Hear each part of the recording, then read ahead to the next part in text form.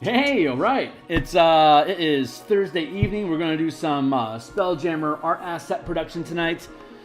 Give me a moment here to check my signals, run through my spiel, and then we're going to dive in. And then we're going to... I sound audible. Fantastic. If you follow me on Twitter, I've just posted that I'm live on Twitter. So if you want to find out when I'm live in the future, you can find me on Twitter at Phil Kearney. Like, subscribe, hit the bell. I run streams Monday through Saturday in the mornings, and then occasionally in the evenings like this. I stream at night. I also have a lunchtime design stream for Martial Powers Monday, as it were. And hold on, I'm just making sure. I'm just kicking out across Discord here real quick, and then we'll get into this. So I create PDFs that we publish on DMsGuild. There's a link down below to a slew of content that I've produced previously. You can click on any of those books that are in my name, and you can check the preview either by clicking on the eye icon if you're on a mobile phone, or the full preview link beneath the product page window if you are on a desktop or tablet. So you can read the books 100% cover to cover.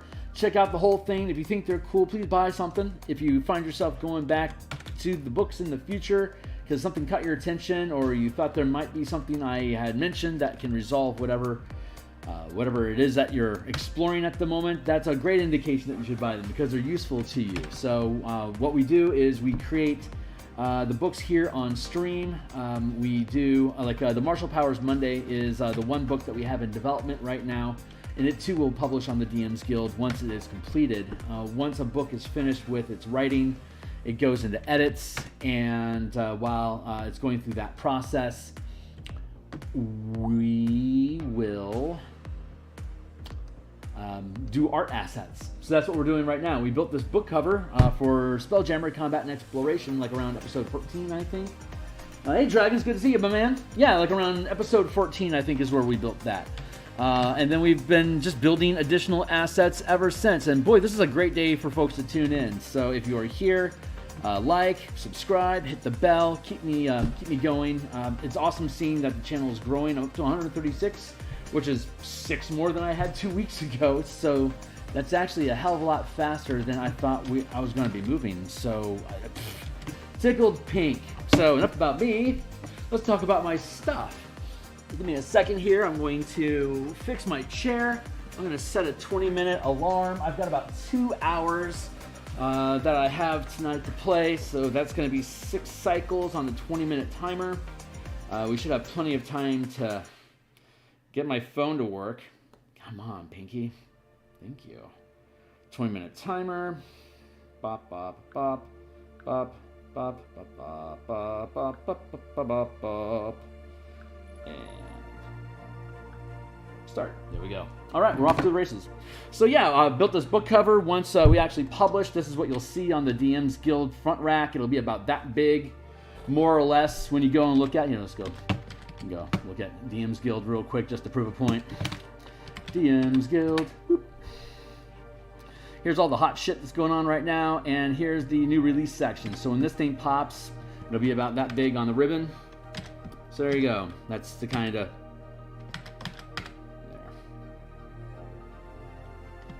Should fit right alongside all of that stuff. So I'm pretty happy with that. Fun cover.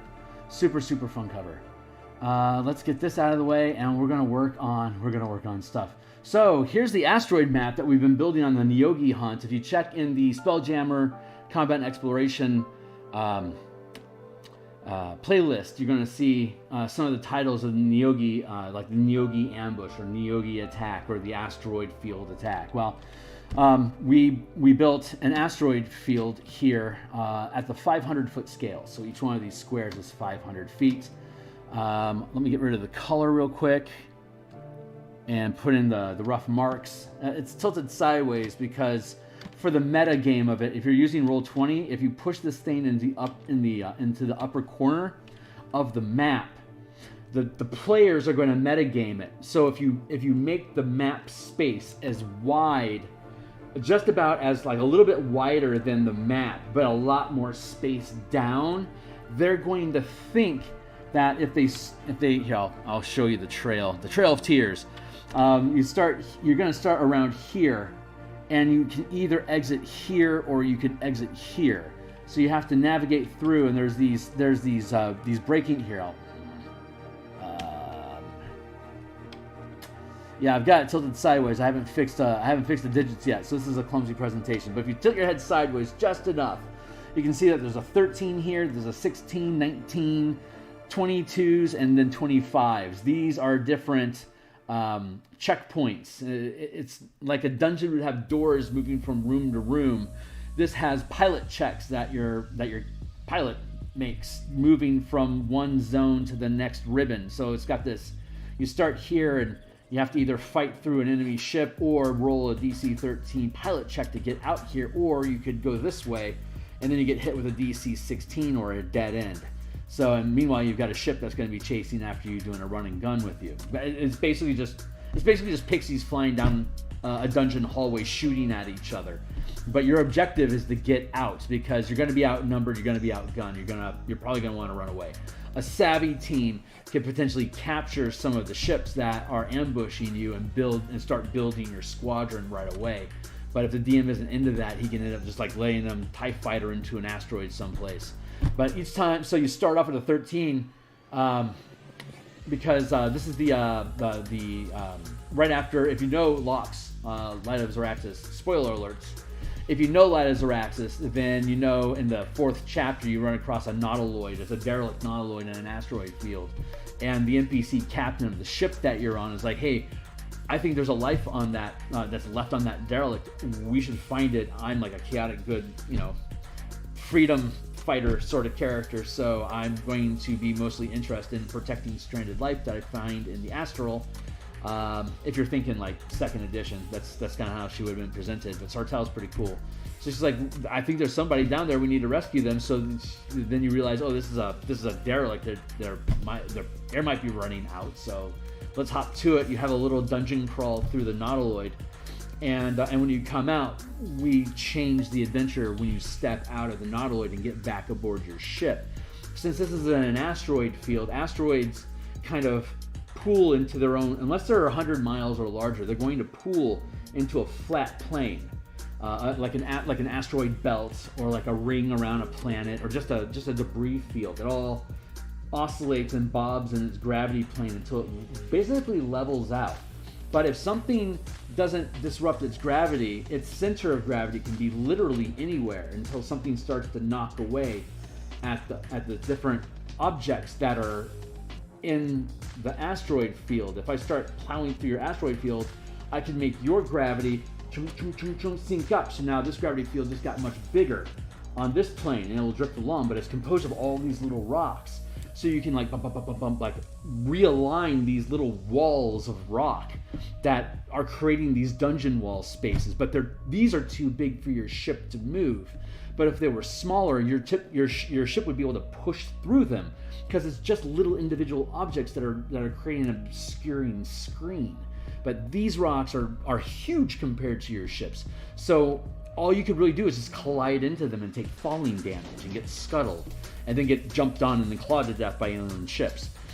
So you have to work around them. The surface, so you got, like when we drop in the color here, you've got a quote-unquote floor, which is its own drifting field of asteroids that comprise the floor. But all these things are this is the size of a hammerhead ship and isn't hollow.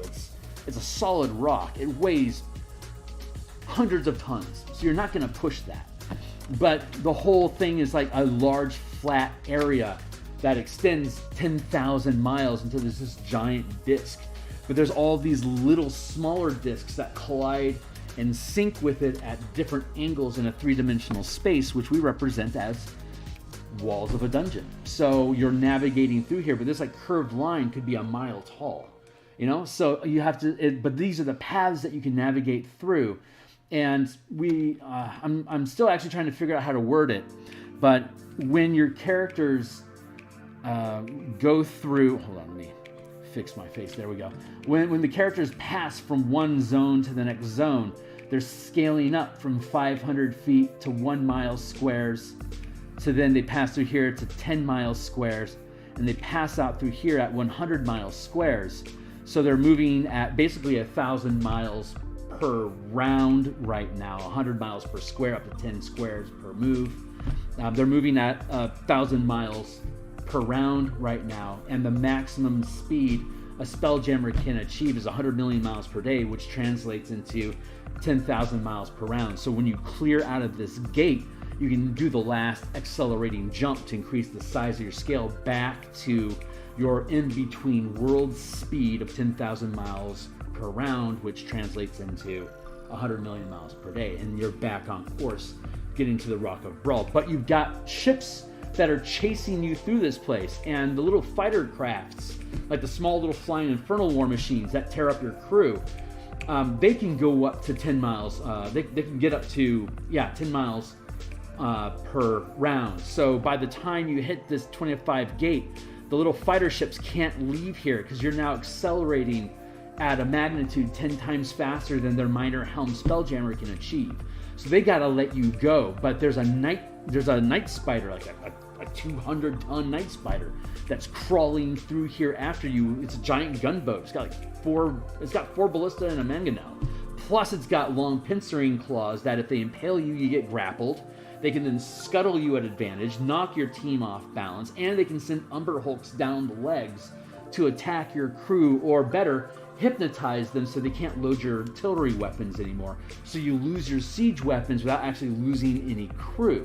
So if you can kill off the Theurgy masters and break the Hulk's concentrations from harassing your crew, then you can clear them from the deck, potentially pick up an extra ship that you can either sell for extra crap, hire whatever boat it is that the DM will let you get your mitts on, or start building your own organization. And if the Theurgy spider chases you out of the place, or if you have to run and gun the hell out of there, if you can get out, the adventure has it set that there's 2 space galleons that are patrol ships for the Rock of Brawl on a far crawl to see what's out there, knowing, according to our language, that there's a known pirate spider ship in here, but they can never catch it.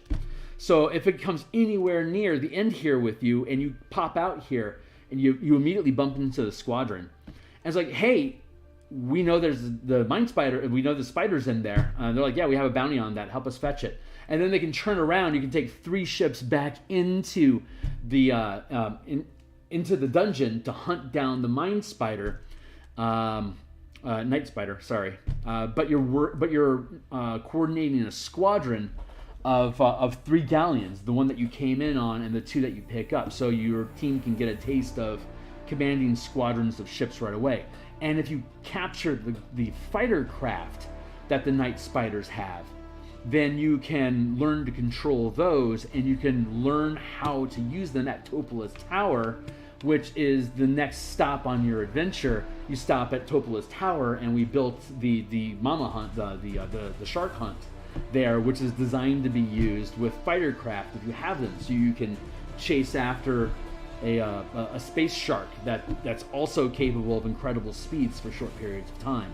So you can do a run and gun with basically a CR9 shark that can basically bite you off the ship and fly off with you if it can get its mouth on you, which is why you need fast ships to chase it down, and you kill it. You get used to doing that, and then you can start integrating that into other pieces of the adventure, so you can have your team controlling your vessel with the gun pods like a gunboat, and then you can have your small fighter craft, which are like X-Wings or TIE fighters, that are flying with your ship in formation to be able to break off and attack a separate target. And I will get to the tokens that we're going to build into the game. That's what we're building tonight, the ship tokens for that. So that's our next step. Now that all of the general walkthrough, there you go. So pretty happy with it. Let's see, where am I supposed to? Yeah, there we go. So we'll have to clean up the markings on there. But yeah, if you pass your skill check, you can speed up and get away. If you don't, you can't speed up, and the next leg of this area isn't a mile, it's still 500 feet.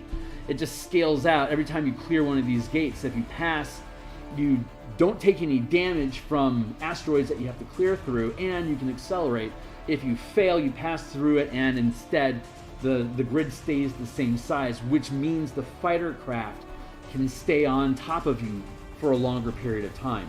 If you can outscale the fighter craft, they drop off as threats, and you only have one ship left you have to worry about. If you fail at ramping up your momentum to get through these different zones, then it's just narrated and like theater of the mind that these grids aren't 10 miles. Right now they're only 1 mile because you can't pass a damn piloting check. Get a pilot.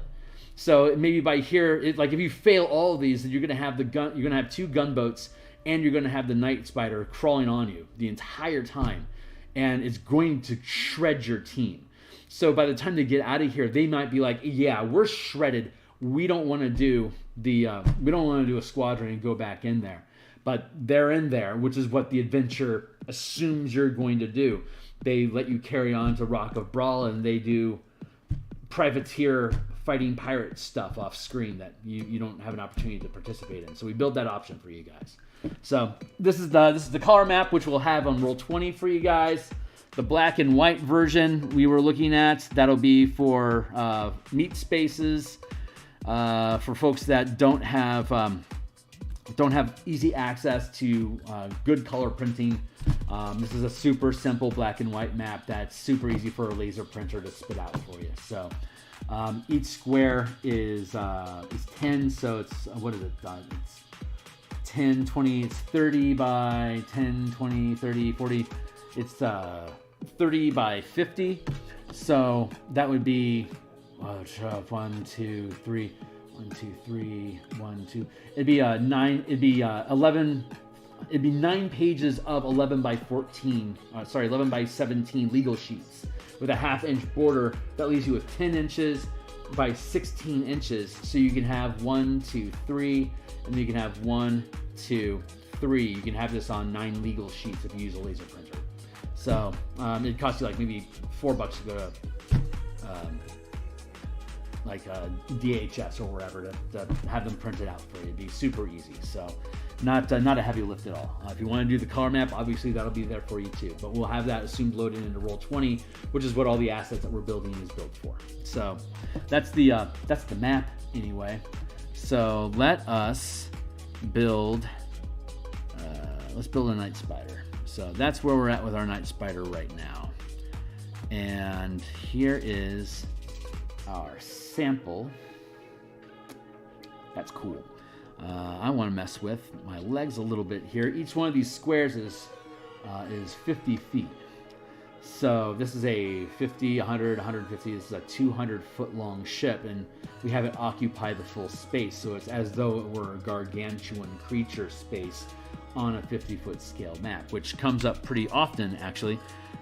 If like your team is on a space galleon. So here's how big your ship is in comparison to the one that's fighting you. So if you have 3 of these guys working together, that's a good map. I mean, I'm only showing 1 gun here, but there's actually 2 guns here and 3 guns here, and then they have all these different legs that can be used as piercing rams. And in the combat and exploration system that we use, piercing rams automatically get to engage in grappling if they want. There's 3 types of rams. There's blunt rams, there's piercing rams, and there's slashing rams. You guys will see it when we go into layouts next. But the blunt rams immediately initiate a scuttle check for free. And normally, scuttling a ship, you have to hit it with a melee attack, melee ship attack, and then use your bonus action to like trip it or to grapple it, which is what scuttling is. And if you scuttle it, then your pilot is going to have to save against losing concentration, or the ship becomes defenseless until your pilot's turn comes up in round again next, or whoever it is that's going to pilot next. And everybody on board the ship takes falling damage d6 times number of squares the size of your ship. So if this galleon gets scuttled by one of these piercing rams, it's going to do like 2d8 times 10 siege damage, which is going to... Hold on, I can be painting while I do this. I want to get some work done while I'm rambling, goddammit. So I'll ramble all night, but let me be productive while I'm at it. So I'm going to grab... we'll just grab this color first. Let's just do that for now. I want to fix these legs. But get out of here, squid. No one likes you. Scat. Thank you. We're going to... yeah, I want to fix these legs. The foreshortening doesn't look cool, so I want to redo it. I do like how it looks like a face hugger, but I want to rebuild it. The front legs a little bit. I don't worry about that right now. We're just gonna do some color painting. So I'm gonna hide that turret for a moment. Just gonna build. I just want to play tonight. That's all.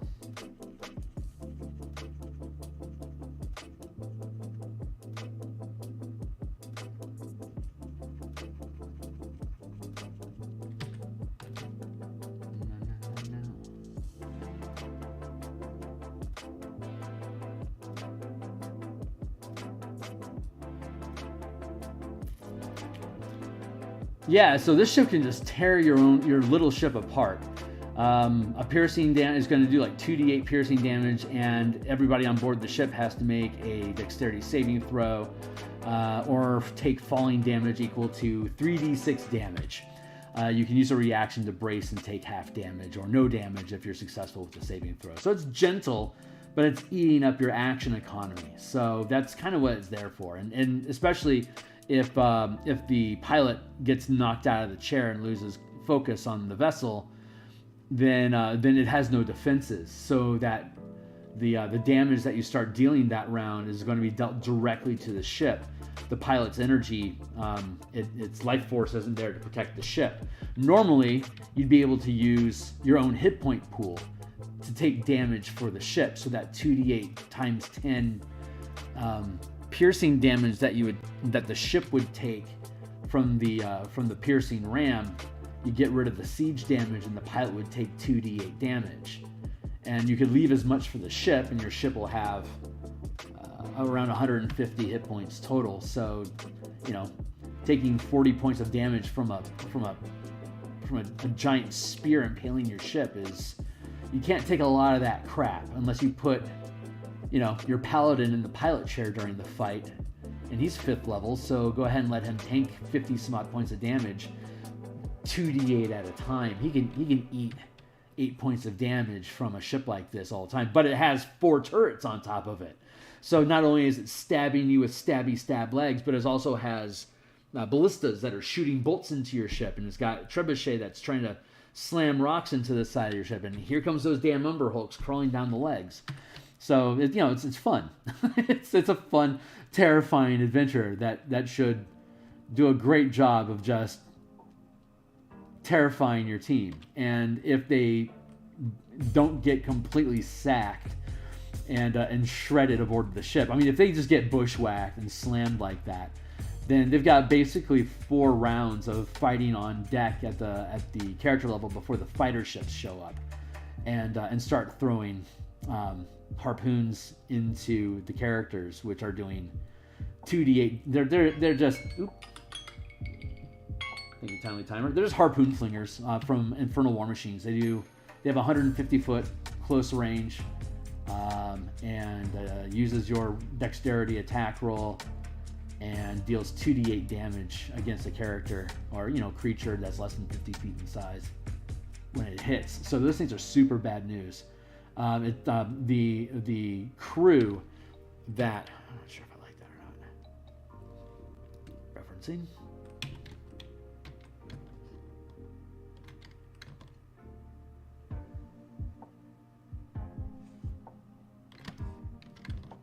Pardon me while I learn the colors here. It looks like this guy's like super red. And is that a product of the environment? Not really. That red is its own paint job. I can't tell. When you're colorblind, you can't tell. So when I see a sharp color, I have to look around the environment to see if there's something that's coloring the space that would cause for that red. And when I can't identify any obvious sources, then I know that it's being painted that material on purpose. So I'm gonna... that's your weapon rack there. I think I want to put the weapons down so I can start building around them. Pop, pop. Let's hide that for a second. Yeah, so it's a hell of a fight. and the DM can stagger it out as much as he wants to. But yeah, it's designed to tear up your team because you guys can just keep switching off who's in the chair. It's easy to do it. It just takes you just gotta basically sit down and spin an action or a bonus action to pick it up, and then it's yours to command. There we go. 2. Let's put 2. I think they're supposed to be around here. I'll verify before I commit, but pretty sure it's something like here. We'll find out in a minute. Yeah, I want to say there. And let's see. Hey there. Looking at you, kid. He's happy. he's a happy death monster. Well done, buddy. Well done. And duplicate this layer. Grab a sip of water.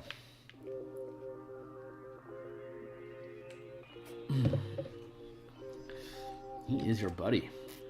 Free transform. I don't have anything that differentiates here between Ballista, Trebuchet, and Mangonel. It's just the Trebuchet do occupy a larger area. Those aren't exact yet, I know. Let's take this one to this one and scoot it. I want to say it's like here, and then this one we'll scoot over and be like yonder, and then we'll duplicado. I want to say it's arranged like that.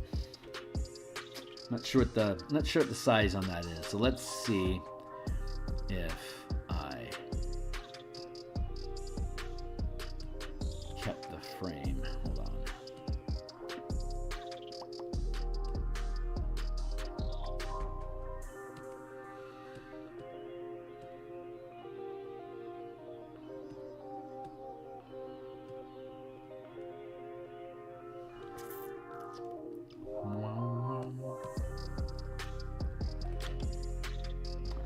I gotta go grab that deck. Let's find out. 2 in the front, 3 in the back. My bad. That makes sense.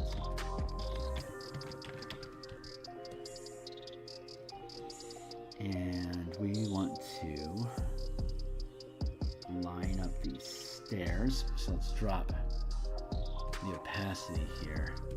Get these stairs lined up. There we go. So that's where it's positioned on deck. And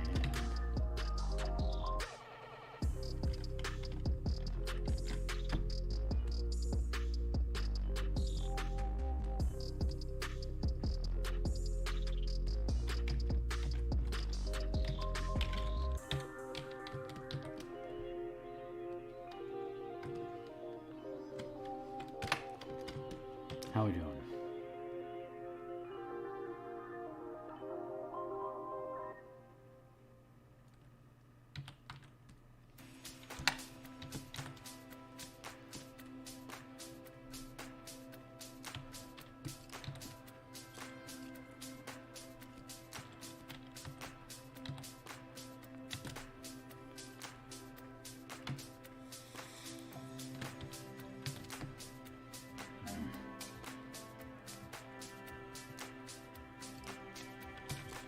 Something roughly like that.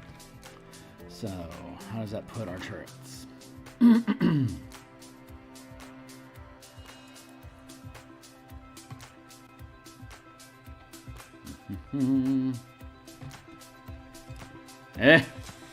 Well, those are dead on target. Well done, Kearney.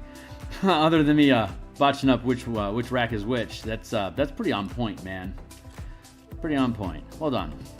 You remember your stuff from the olden days. Let's flip those dogs.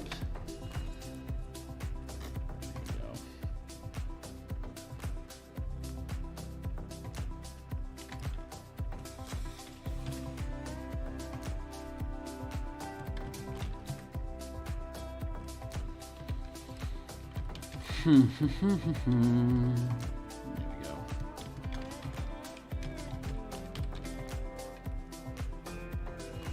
Perfect.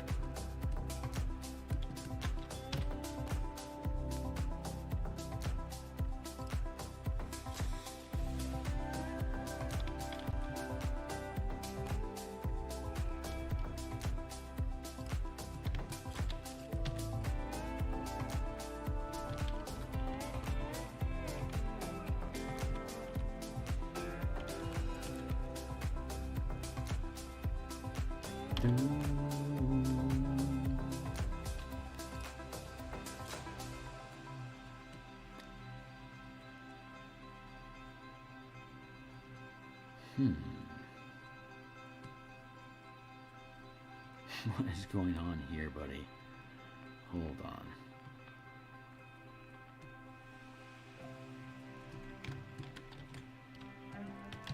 Scraps.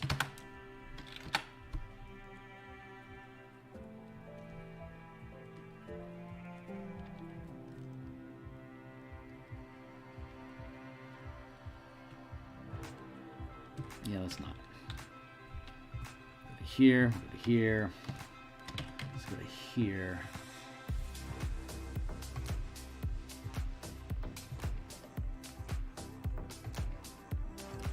Perfect.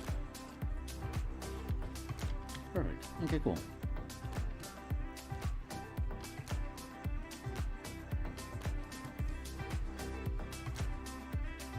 Okay. Learning, learning, learning. Done.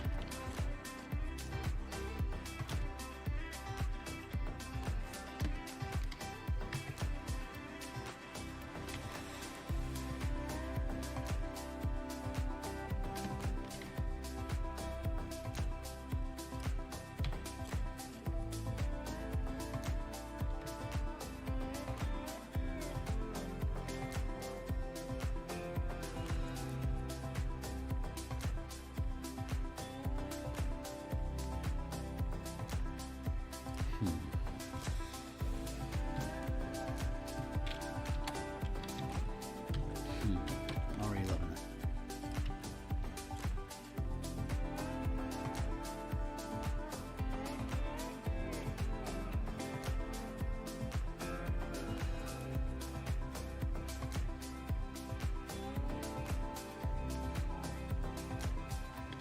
Too much of a shit.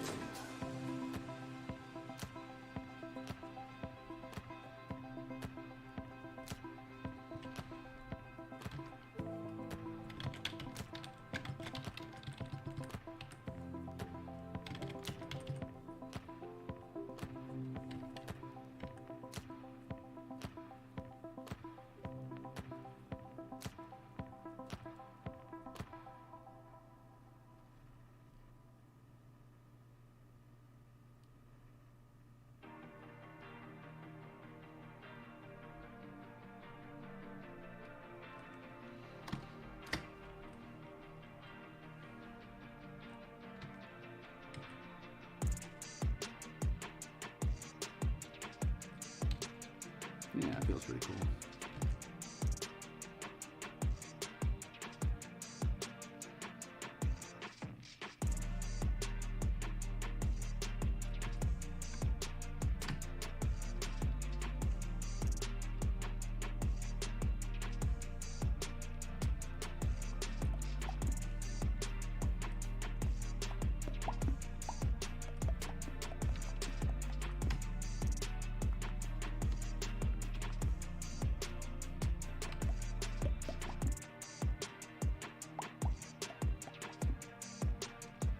I'm gonna say something like that.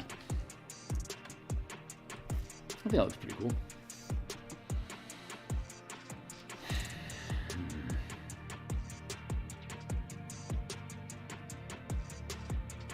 Yeah, it's not quite the same.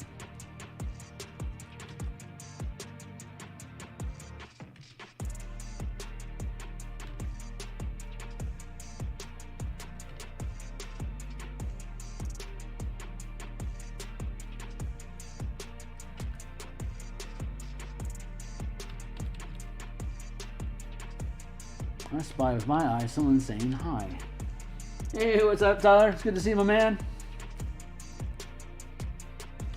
We're building tokens.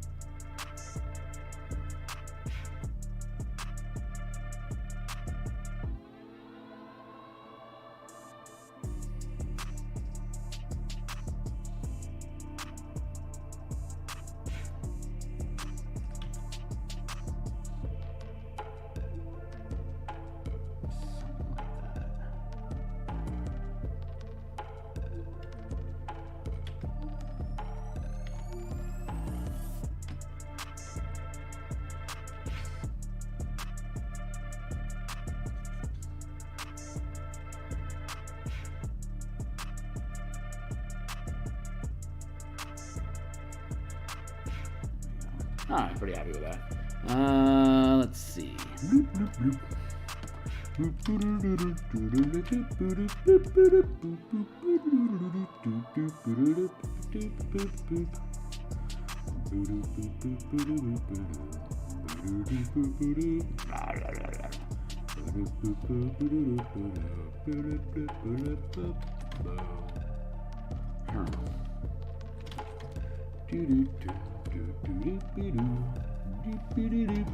Oh, I see. That's interesting. All right, let's run with that.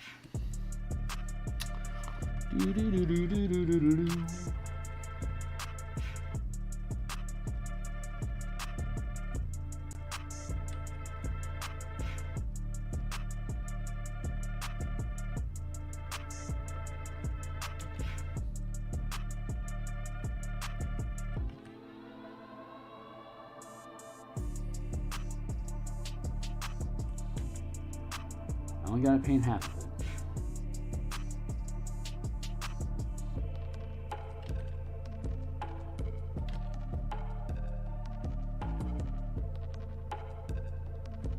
That's the great thing about symmetrical tokens like this.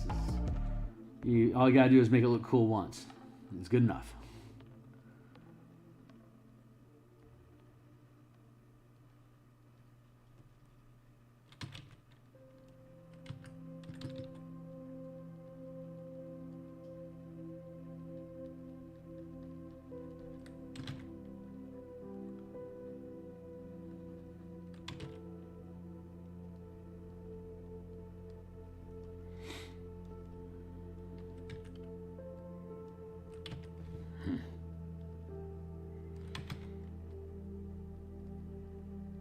Well, that was short-sighted of me. I should really make those in a separate layer, shan't I?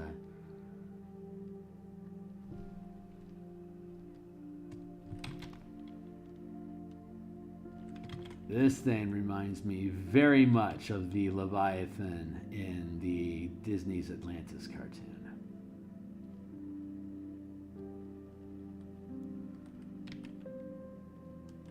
I think it's super cool.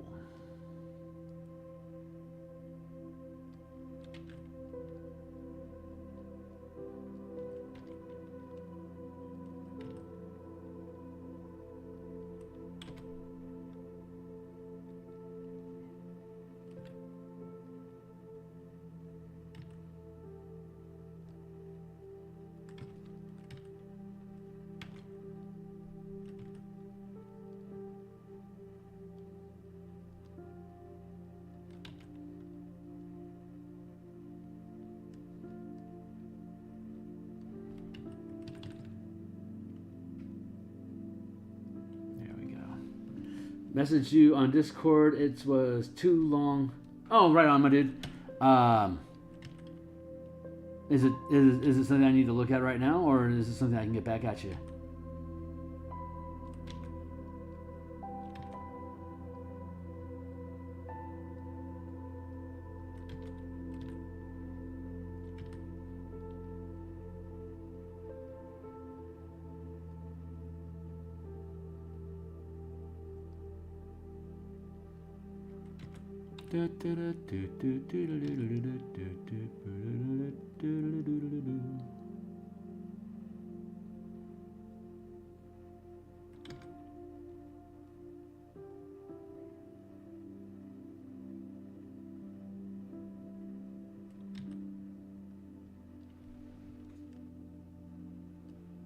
Okay.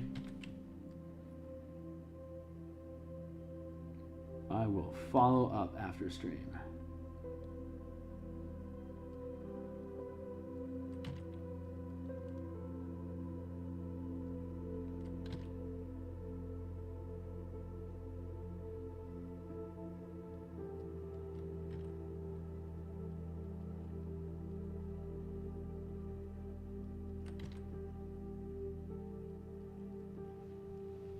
I'm just kind of making shit up as I'm going along, but I think I have the right.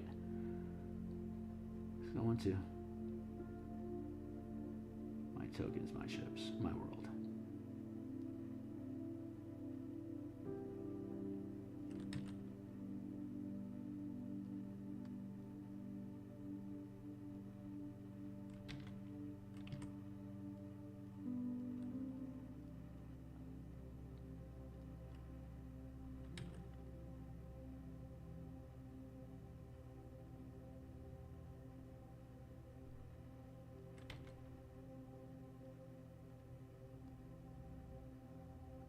how easy it would be for me to convert these mechanics over for Lancer.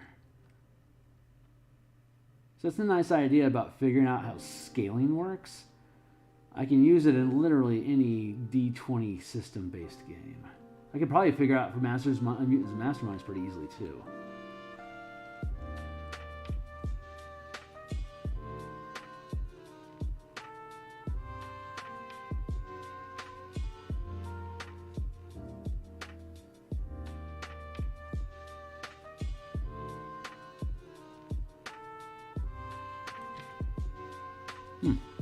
Maybe I should do that. Maybe I should take myself seriously. I could do this for Pathfinder 1 and 2. Probably make it work for Lancer pretty easily. I know I can make it work for G.I. Joe and Transformers. SC&E is the same thing as 5e. It just uses my dice resolution mechanics. So that's stupid easy. Actually, it worked better with SC&E than any other system I'm aware of. I don't know if they do. Actually, I should ask them about that.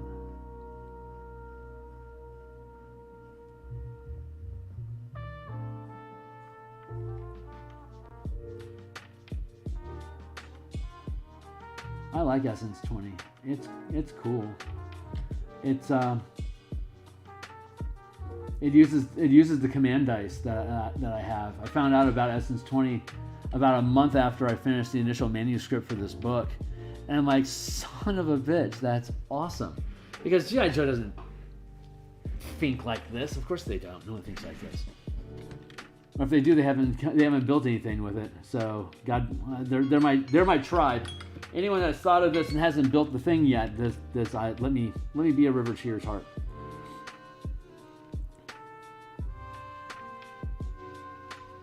But yeah, man, I can do a lot with scaling. It works backwards as well. I can scale things down to at the quantum level. So I guess if SC&E was doing an Ant-Man thing, I'd be able to help them work with that. It'd be fun.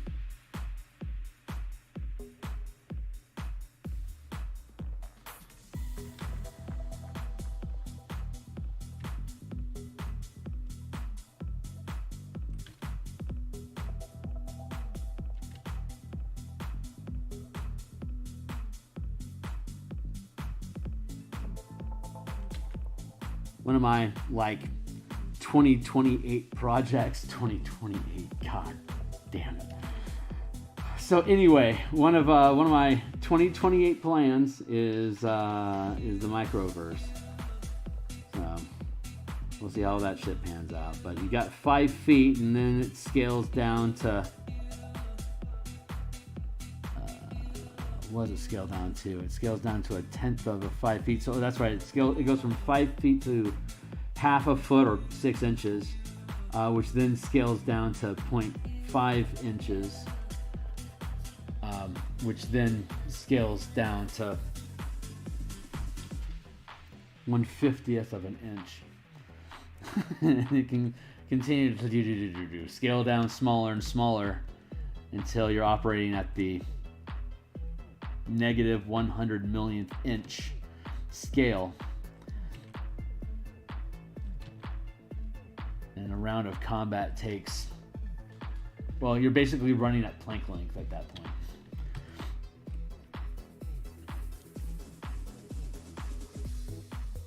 So somewhere around the 7th magnitude, you're fighting tardigrades. You get the Warlock and shit by the time you hit the 10th scale. Easy to do. Exact same mechanics, just backwards. We have the technology.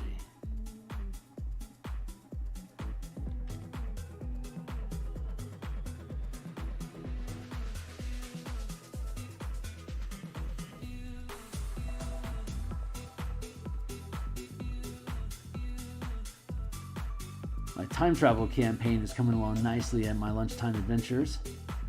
They are they have a sage.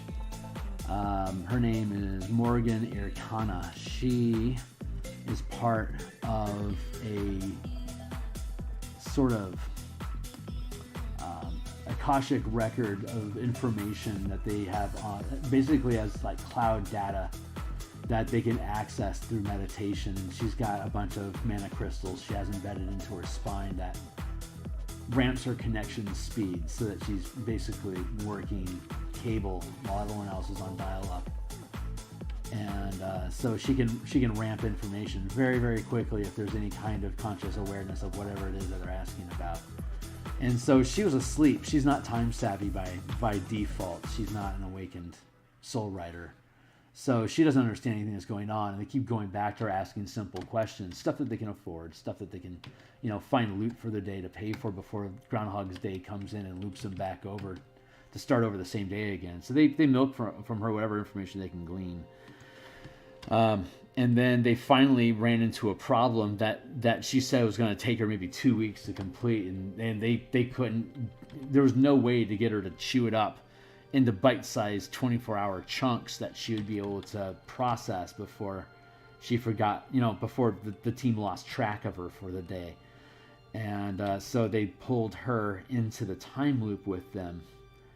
And the first thing, inevitables are a big problem in the campaign setting because they're always screwing around with time, and it pisses off the immortals. So they're constantly being hunted by different types of archons, but this time they had a beholder come after them. So when they locked their time anchor to the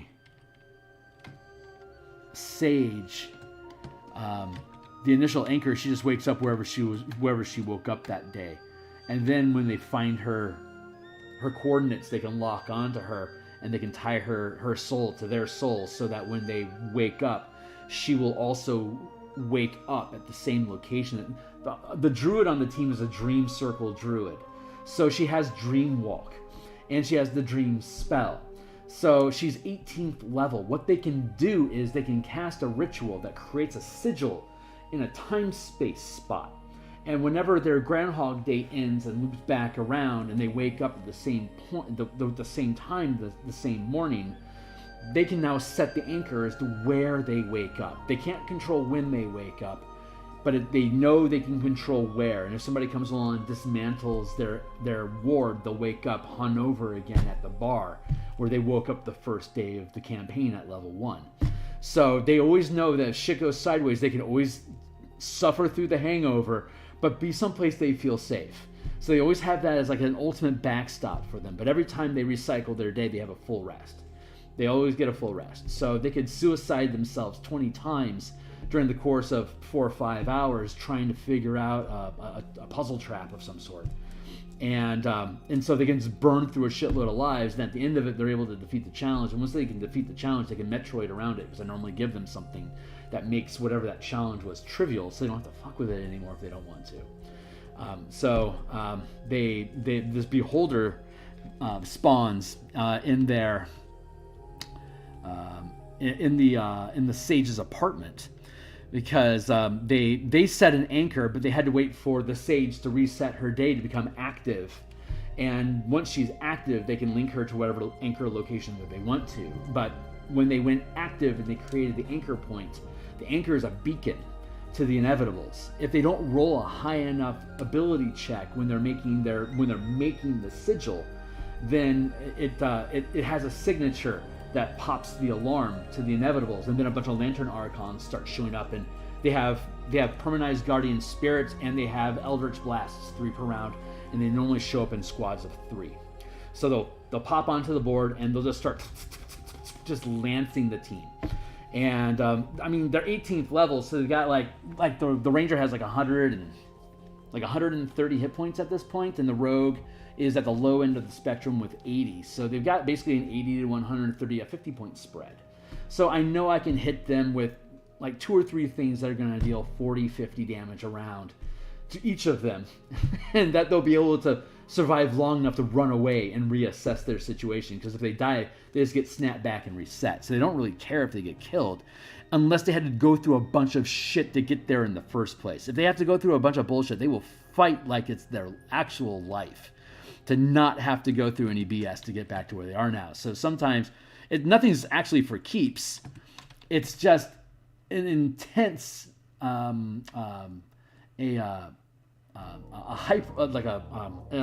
gross exaggeration of failing forward as a DM tactic. If they don't succeed, then X, Y, and Z will happen, and then if they don't succeed X, Y, or Z, then it goes to A, B, and C, and you can just keep cascading through different fail states and escalations until they finally succeed. This isn't a new tactic.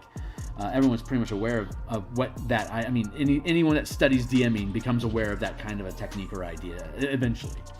And so this campaign is just like an ultra radical example of that, where the absolute worst thing that can happen to you isn't being killed, it's wasting your time.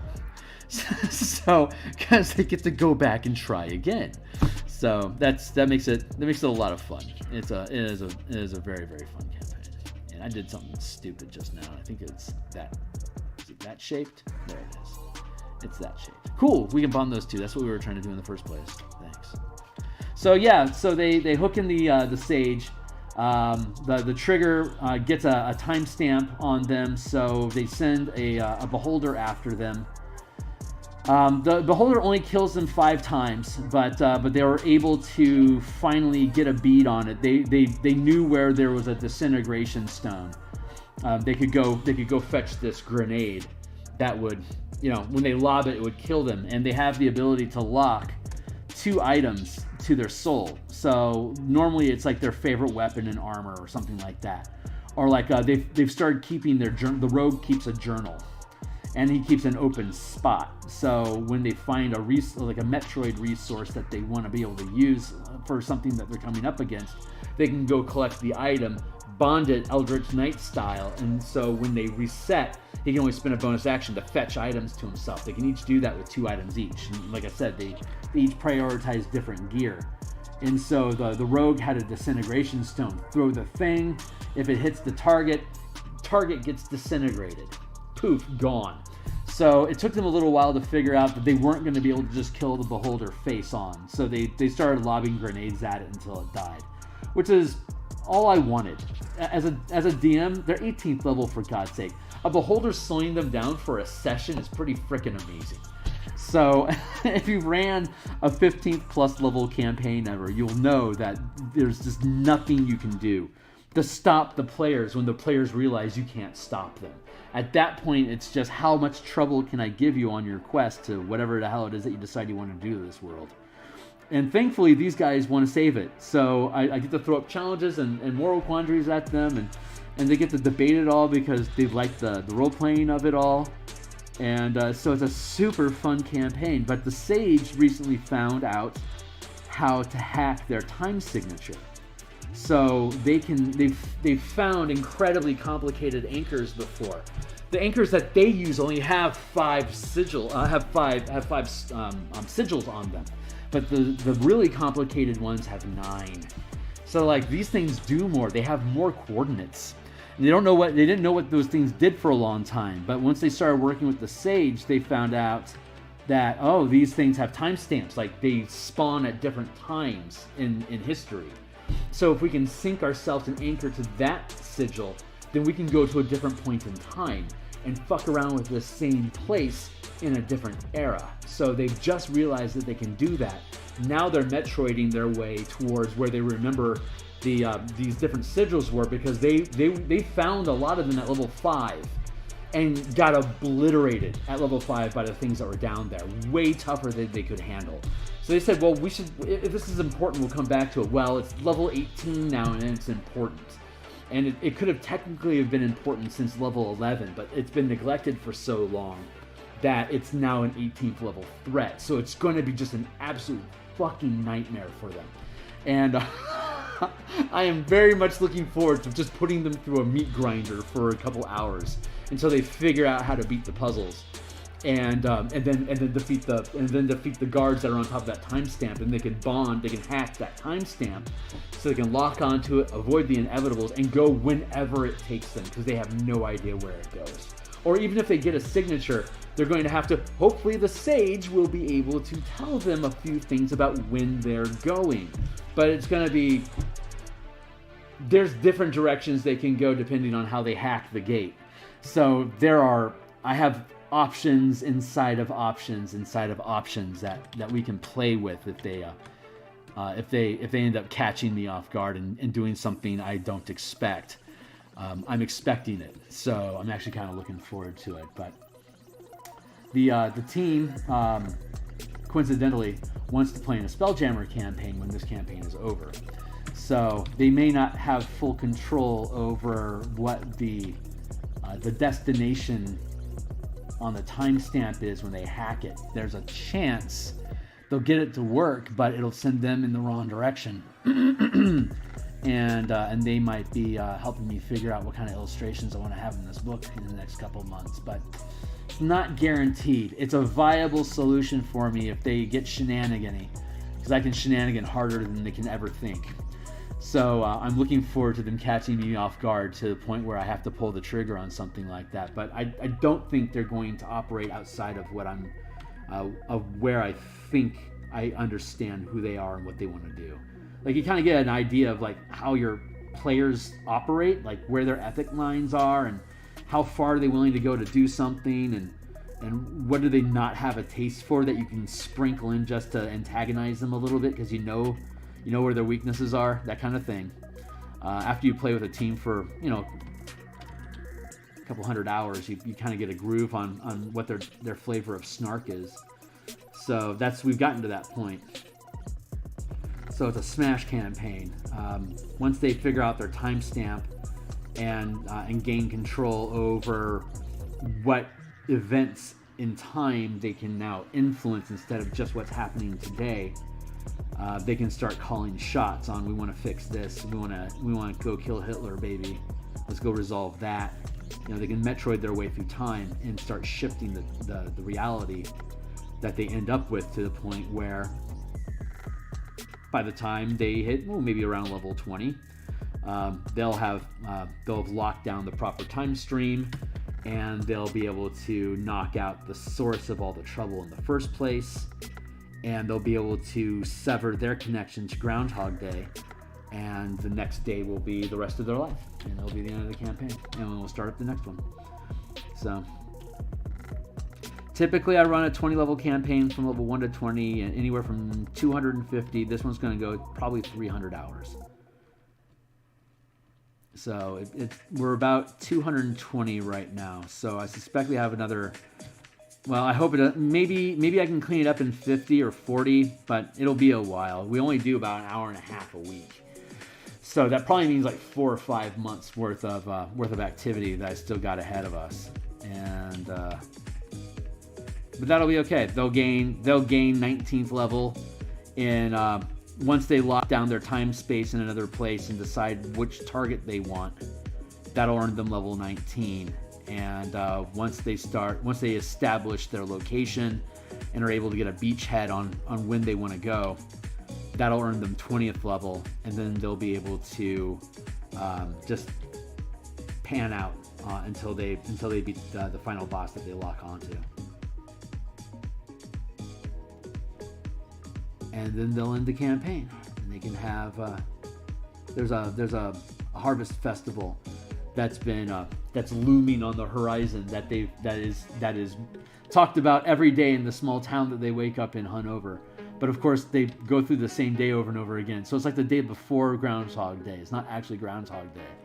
If I were to package this into an adventure to sell, like on DriveThruRPG or something, it would be on Groundhog's Day or whatever. So there's a festival of some sort going on to distract the team a little bit more while they're in town, to give them more NPCs to interact with and more tomfuckery in general. But I guess this would be the first run of the campaign, and I've found a couple interesting points and like some logic traps that I fell into along the way that I was able to claw my way out of at a fast enough speed that the team couldn't see that I was buffering. Like I was buffering that campaign in real time for for a few sessions there, like around level 12 or 13, when they started putting things together faster than I anticipated that they would, and they figured out where they needed to go faster than I expected them to get there. So I threw them into a dream trap for a couple of levels to buy me some space, not levels, days. For their one of their arch nemesis is a night hag, so she has the ability they have that dream state that they can do, that if you're asleep, they can enter your dreams and feed you lies, and you have to and you can spend entire adventures in a false dream if you want to, if the DM wants to. The night hags are built to do that to you. So it's a great little NPC tool that I don't think I've ever seen a DM really use, but I'm not well read, so I don't know if it's a truly original thought or not. But what'll happen, because it's a time loop campaign, the team expects to reset every time they die, and they know that depending on what's going on, sometimes time is a little, like, not everything's always identical to what they remember. Like sometimes a building's in a different location, or sometimes somebody will have a different name, but it's generally all the same. But the further away from where they woke up they move and set anchor points across the world, the weirder the world gets.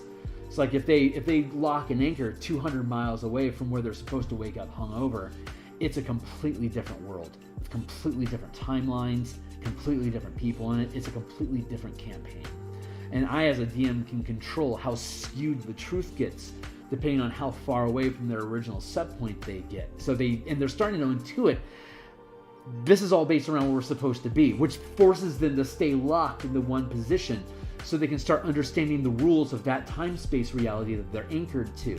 If they run off in a direction too much, that reality might not actually be there if they run back there. If they're anchored to the tavern again, they might actually have to be anchored at Irkana's apartment. They might actually literally have to anchor in her apartment to gain access to this person or this information, this building or this event that happens. And it's up to them to figure all this shit out. So I can change the rules on them anytime that I want to, whenever they change an anchor point.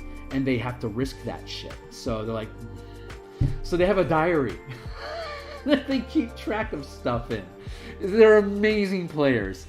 It is the best investigation campaign I have ever constructed. It is just so freaking awesome.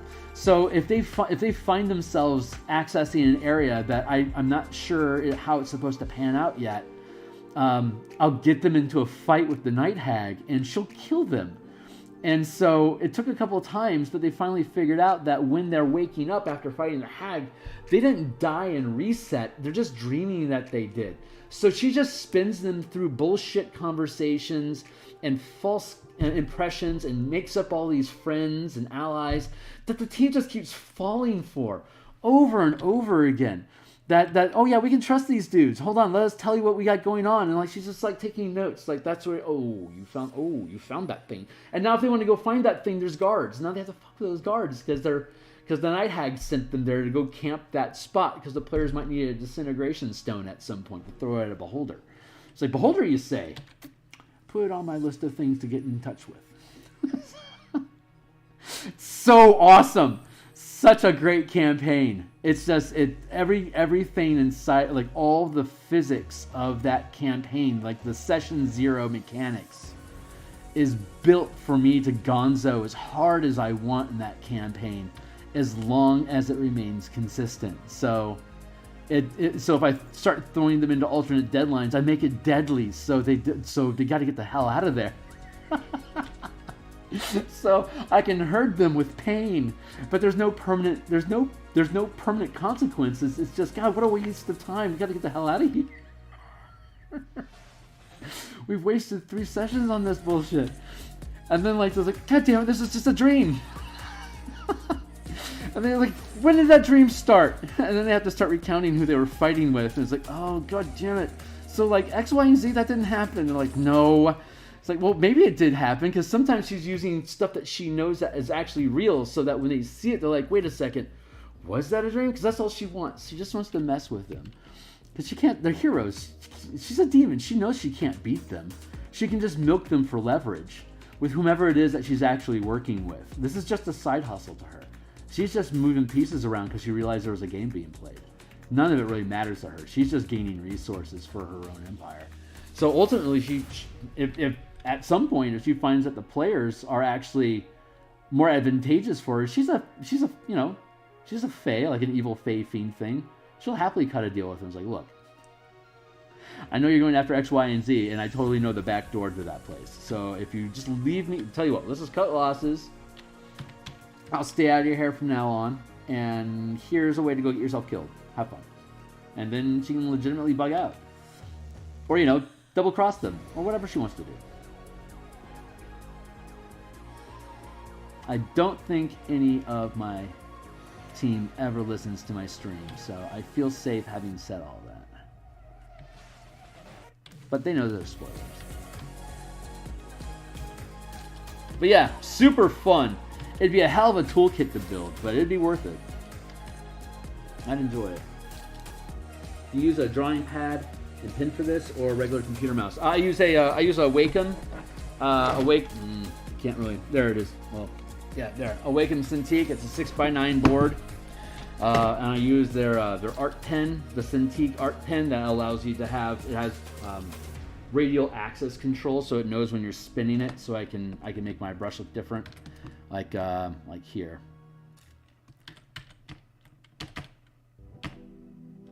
See, I can spin the brush. I can do that because I spin my brush like this while I'm drawing here, so I can pop, do fun stuff. That's how I can do Bob Ross paintings. I've been on ramble and I haven't been as productive as I wanted to, but boy, I sure do love the conversation. Thanks for letting me ramble on a bit, guys. That's the kind of crap I want to get into. Those are the kind of campaigns I like to run. So I want to build toolkits out of that stuff. So I'm waiting to see what 1D&D ends up doing to see if I want to invest in whatever they got going on to put that out. Because this adventure is an Eberron, so I could just build this as an Eberron adventure and post it on the DMsGuild if I wanted to. But if 1D&D ends up being hot garbage, I'll probably just Creative Commons it as a Kickstarter project. So that's why I want to do it in 2028, because I pray that by then I'll have enough people interested in what I'm doing here that if I put out a Kickstarter, it makes some money. Like to lock it in as this is all I'm going to do for the next 6 months. So since I ran the campaign once already, it's I've got a general idea. I can build a toolkit out of it and then build a sample campaign, but there's so many variables that go into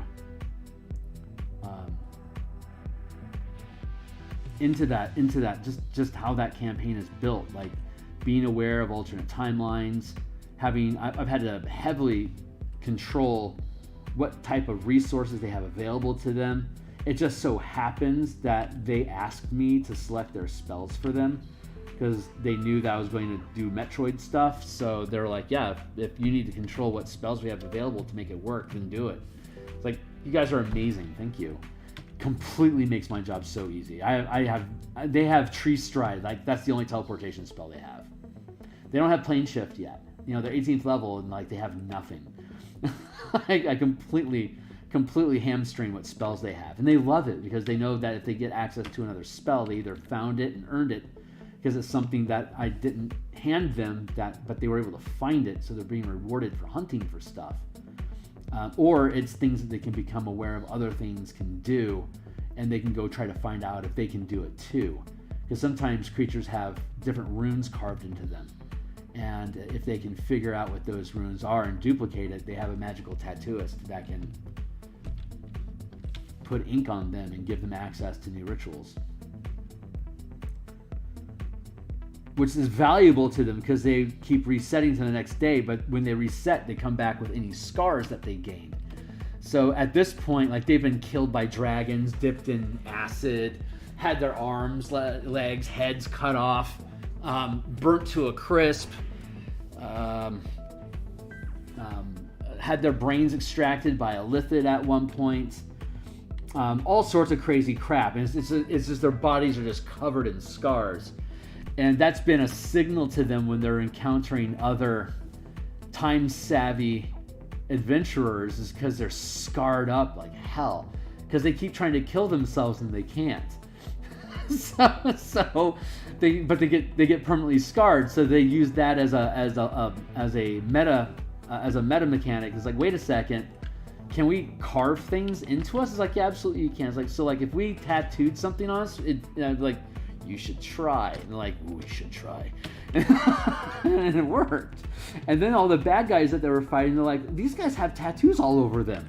So now they're starting to collect their little journal to keep patterns of tattoos of enemies that they find. So if they ever want to have those things carved into their own skin so they have access to them themselves, it's basically Incarnum for 5th edition. So it's fun.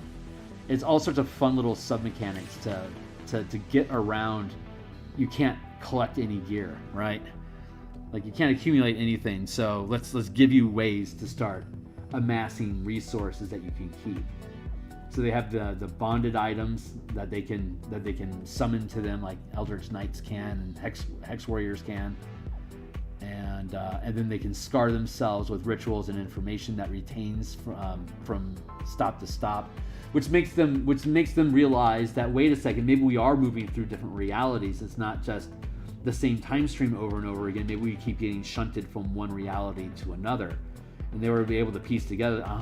That's why things are so weird the further we get from home. And they're like, oh, now they have to pay attention to that crap.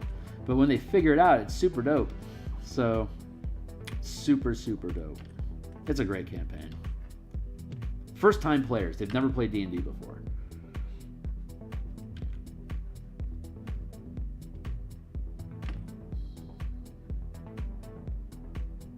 So, I'm happy to spoil them.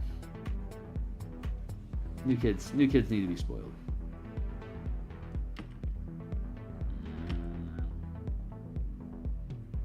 That's right.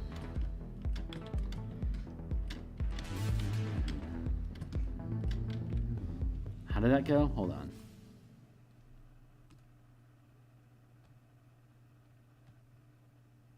Oh, there it is.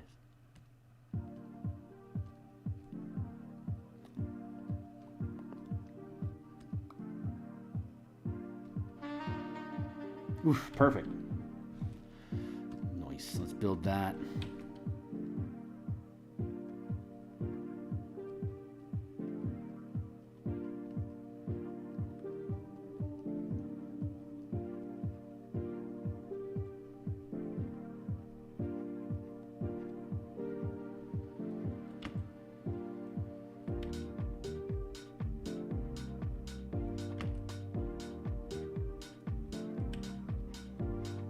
I love doing this stuff.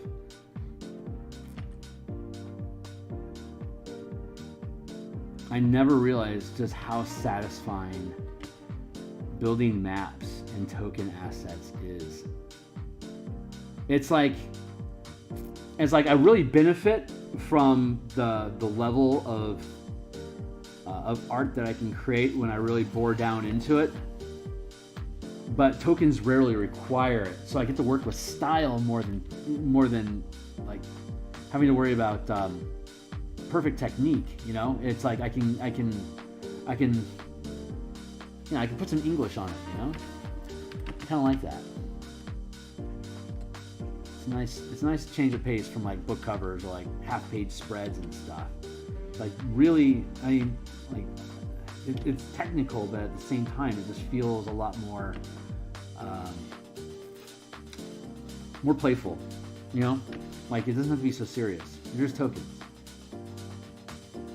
Like, I can express stuff with these things. That's really cool. I really dig that. Whoa, whoa, whoa. Get the hell out of my life. Thank you.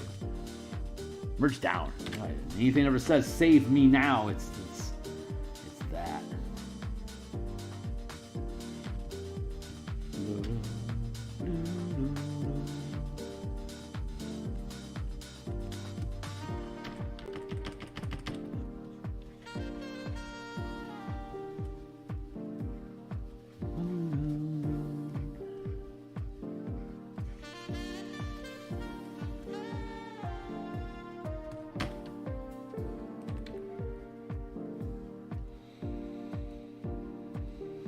Here we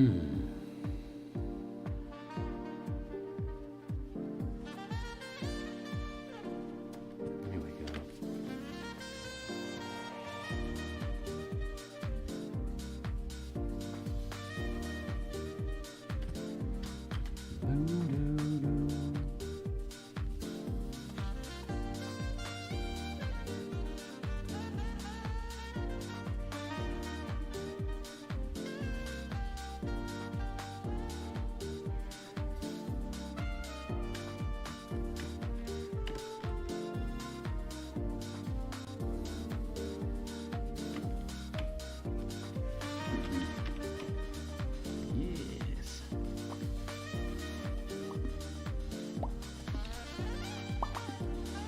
Let's see. What else can I be inspired with? Oh, that's cool.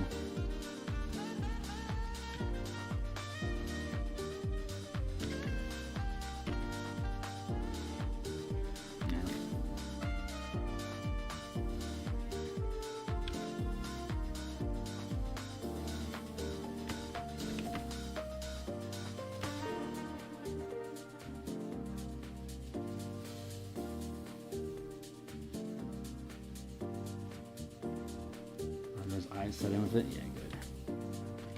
Let's get those out of the way.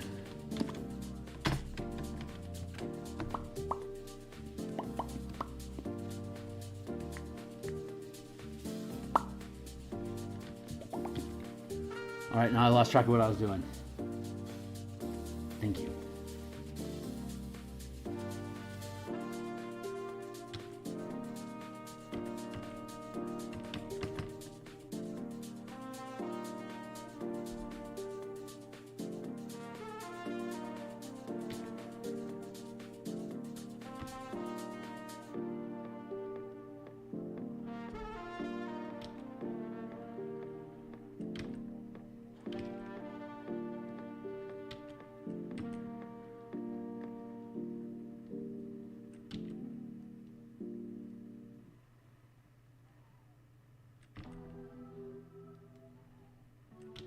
That's absolutely where that needs to be.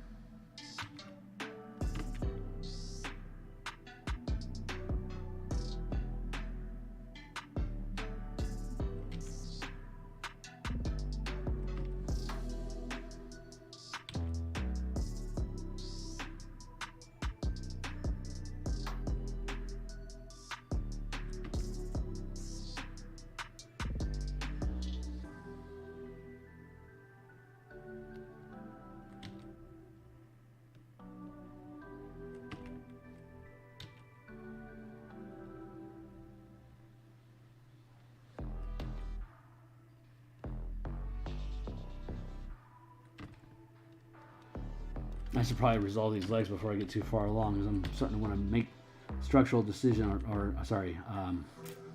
decorative decisions on structure that may or may not hold up. I am aware of this. I'm simply procrastinating it.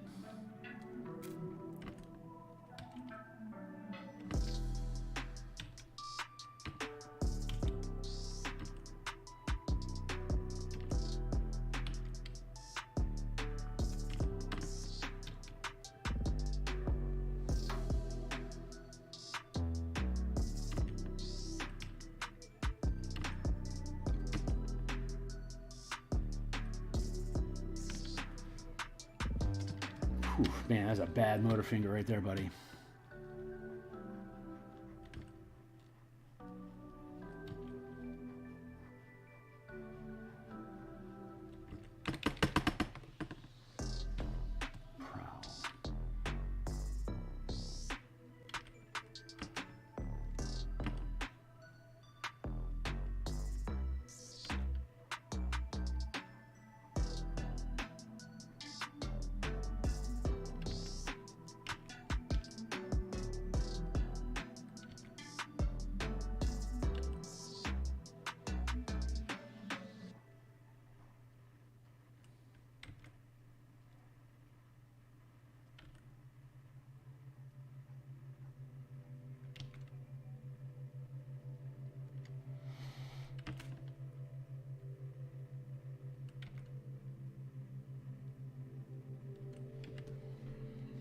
Still good with it.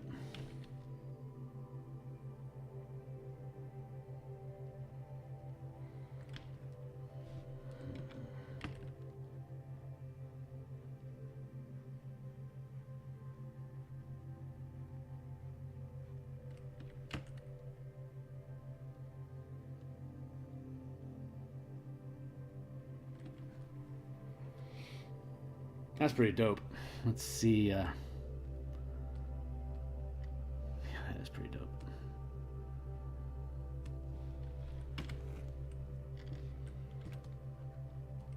Let's get these eyes sorted out.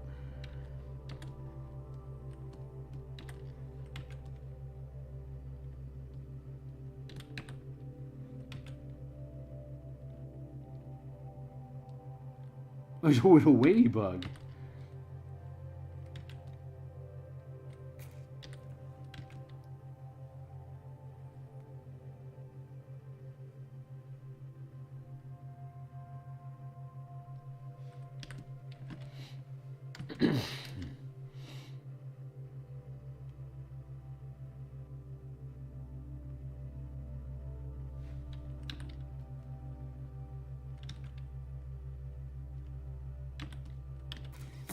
Oh, that's kind of fun. I like the idea of each one of these being portholes that is in control of one of the legs each. So if you're at like this ice station here, you're controlling this leg, while this one here controls this leg, and this one here controls this one. That's cool. I'd have to rebuild the deck plan, but I'm not dealing with internals right now. I'm only dealing with the external frame of it, so I could theoretically be okay with that. 1, 2, 3. Maybe I put this one like over here. But yeah, if I went through and rebuilt this thing, I could totally do that. God, that'd be slamming. That'd be super cool.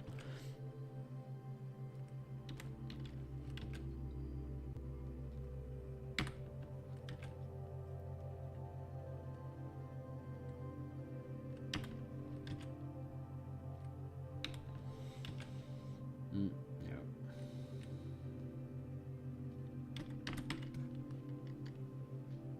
No, I'm okay with that though. That's dope. Okay, let's see how good of a job we did.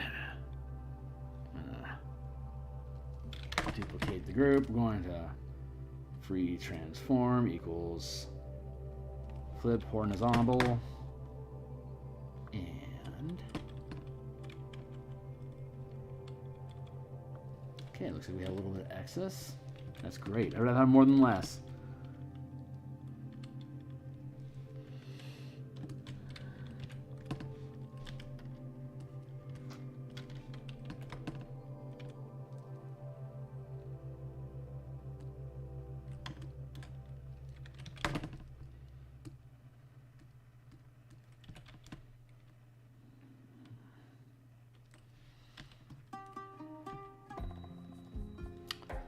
Don't hate it.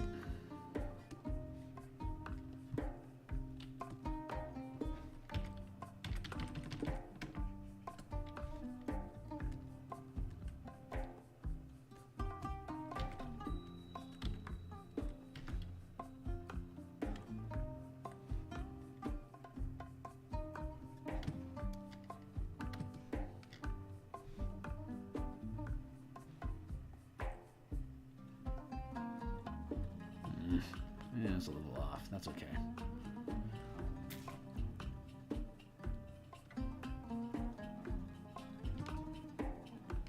I can patch those bits up. For the most part, it's not bad. There. There. I'm gonna fix that seam down the middle of your face, but we'll get to that.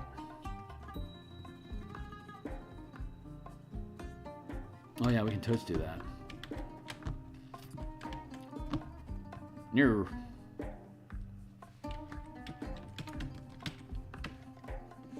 Super easy. Barely an inconvenience.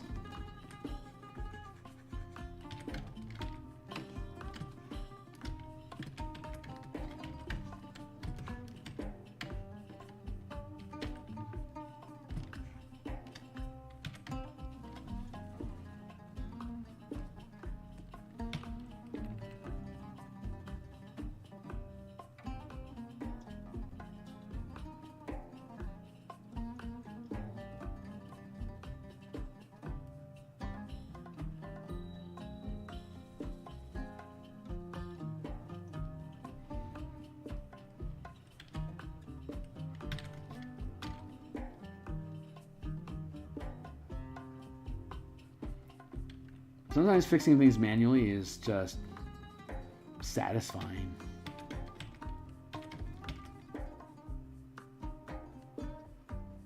So I know I could break it apart and rebuild it again using the one side.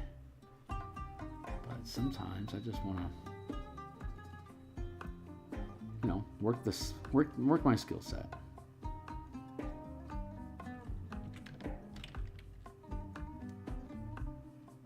It's really satisfying when you know, draw a circle and you nail it the first time.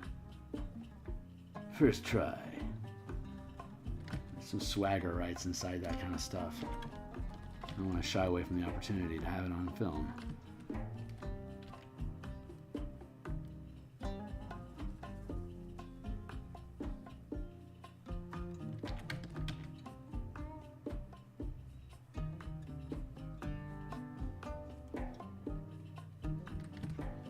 I'm sure there's plenty of artists out there that know how to do what I do, like, way better than I do.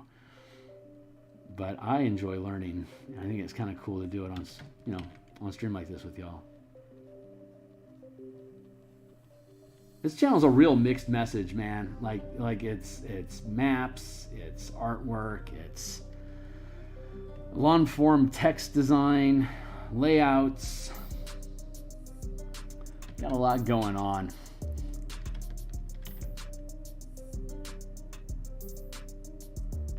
Ooh, plug. But we do it Monday through Saturday, and typically on Mondays and Thursday nights. So if you're interested, like, subscribe, plug in, check out some of the other playlists that I have of other streams that we got going on. Because we're slowly moving towards the goal line with all of these things. It's a process. It takes time. The end results, well, you can check in the description down below to check out the results of some of my other efforts. They're all 100% free for you to read. You can read them all cover to cover. See what you think for yourself. If you think they're cool, please purchase them. It encourages me to spend more time making more art, which will eventually evolve into me making Kickstarters designed to pay for kick-ass art. So if you want to see me make more kick-ass art, support my shit, yo. I'm trying to think about putting a Patreon channel together, but I still haven't figured out exactly how I'd be special to you. So if I can ever figure that stuff out, I will certainly let you know. And those feel like they're in the right place. These, however, feel off point.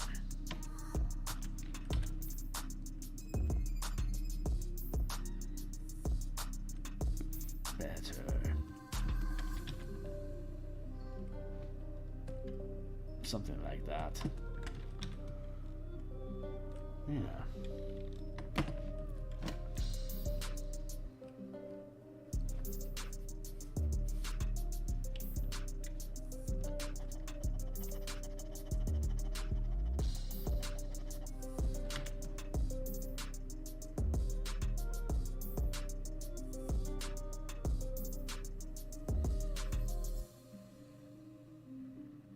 It's pretty dope so far.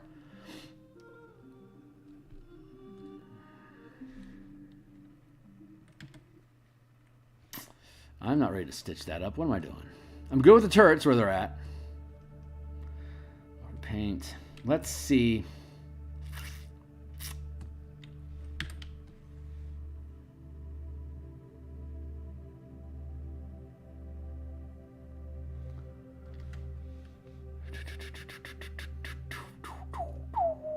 Space Galleon, go away.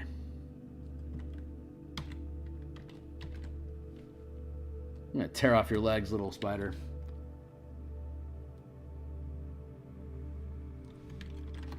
Let's see if we can come up with a better solution for what you are.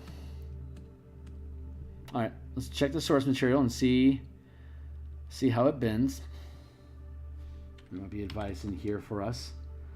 Yeah, it's got that 1, 2, 3. That's all it's got. But we're using it for more aggressive stuff than they built that. Than they're depicting it for. So I think I might be able to get a little hostile. So let's be hostile.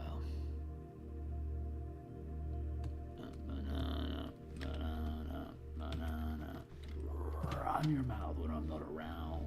It's easy to achieve. You cry Can't you hear the violins playing your soul?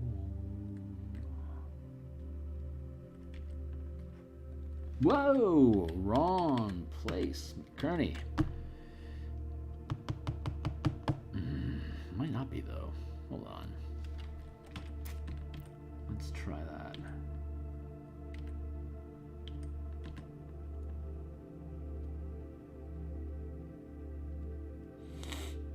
Yeah, let's start there.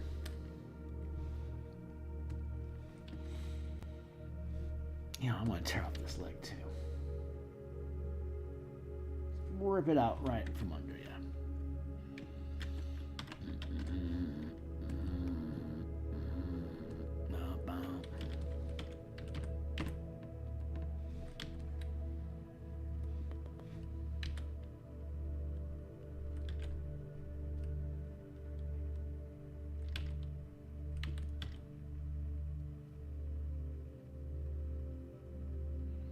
That's why I shouldn't be doing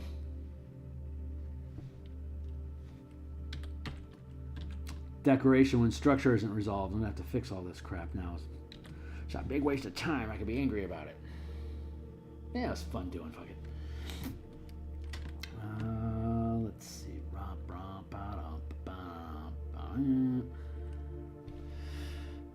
Right. We want to build. I want to build some legs.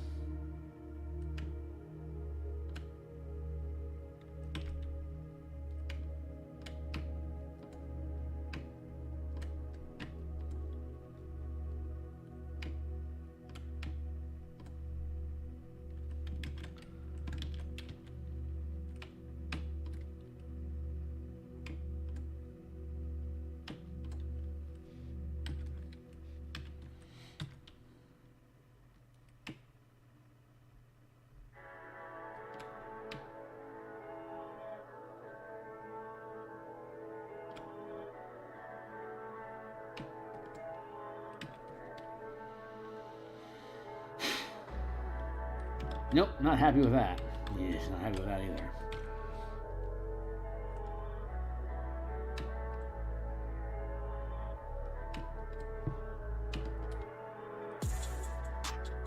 Still not happy with how it's, see, I don't want it coming out like this.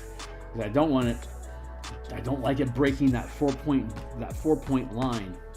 So I gotta figure out some sort of better language than this. That's my current challenge. What happens if I do it like this? Like this.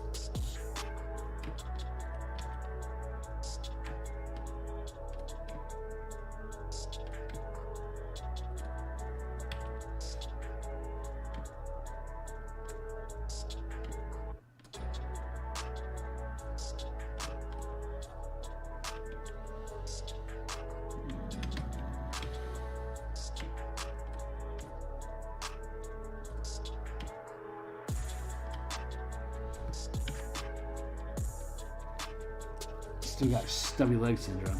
That ain't gonna work. That ain't working.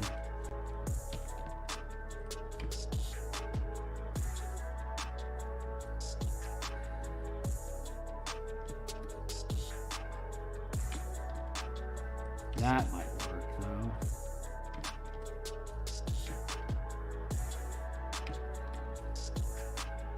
Actually, that does work. Hey, how about you, buddy? How about you?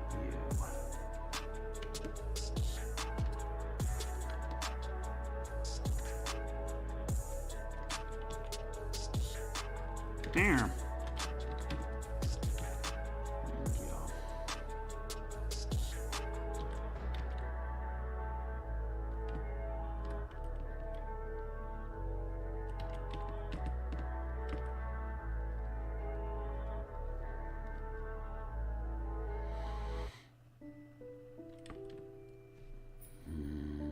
Thank you.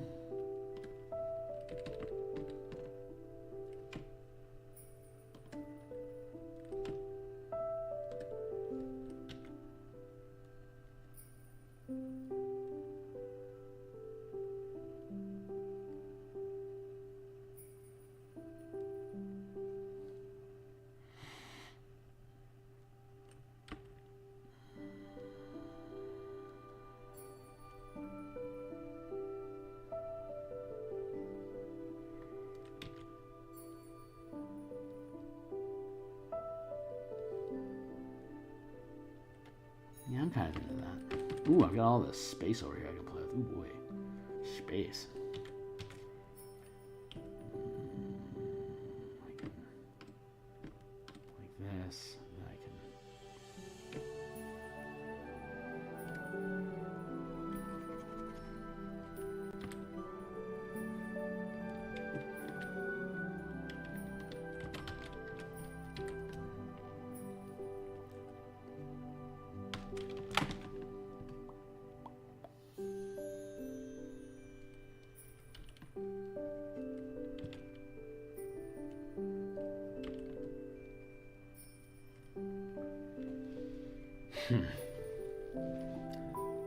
This is going to pan out pretty quickly.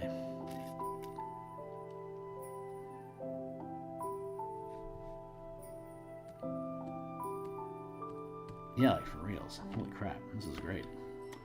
Let's just fix this up.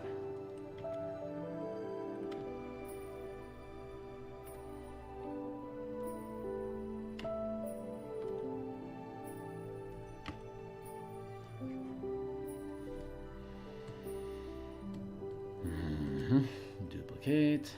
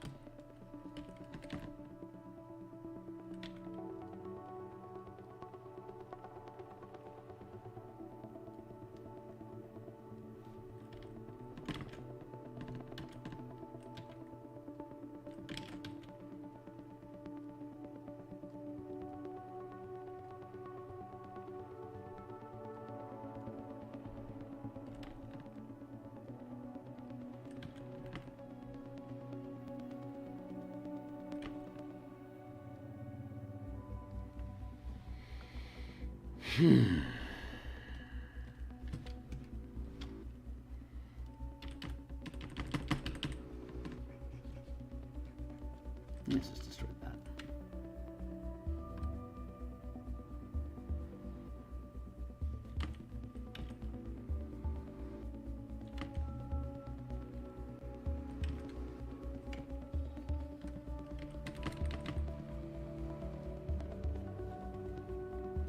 Oh crap, I'm in my last 20-minute stretch. Well, that sucks.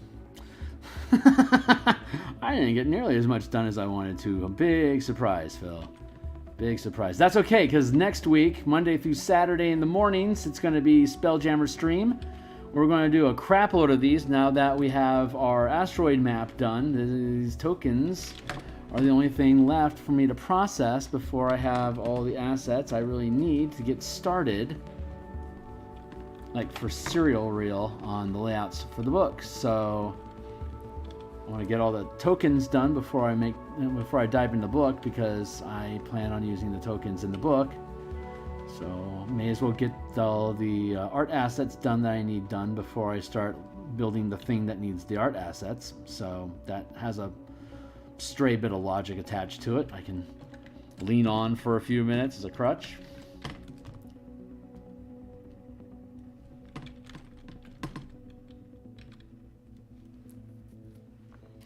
Nice.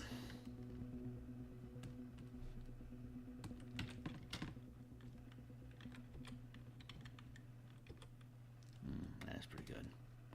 Merge down. Merge down. Merge down. Cool. Now we have those merged down. We can duplicate that layer.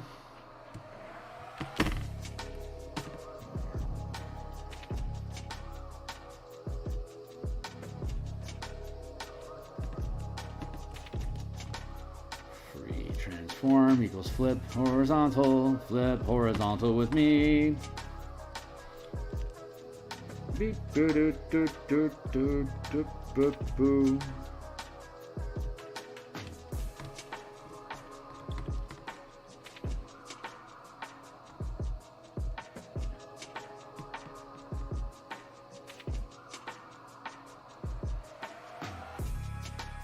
That actually looks pretty hostile.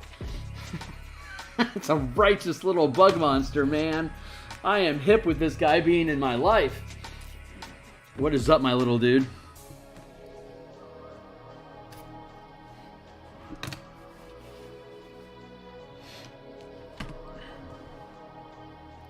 Here's our map. Nice 20-minute timer left. Here's our map. Here's the spiderling that we have yet to build. I'm feeling giddy, so I'm gonna grab this guy up while I can.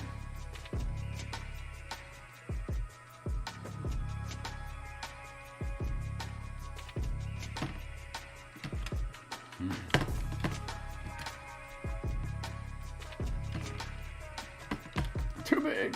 You're just too big, sir.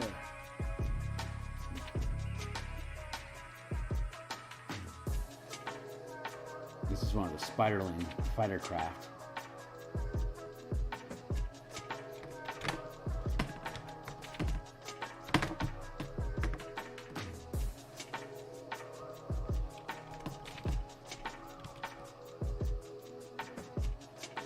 So he's got a herd of these little monsters hanging out with him while he's going around.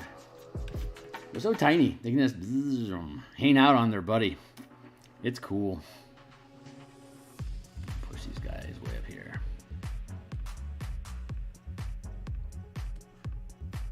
Get up there, little dude.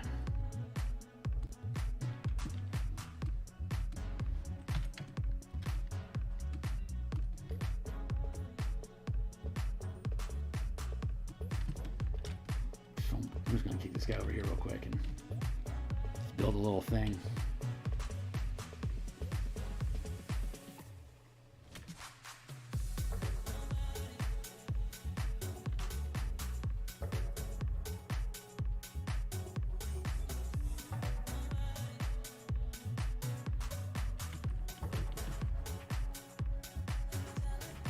Where?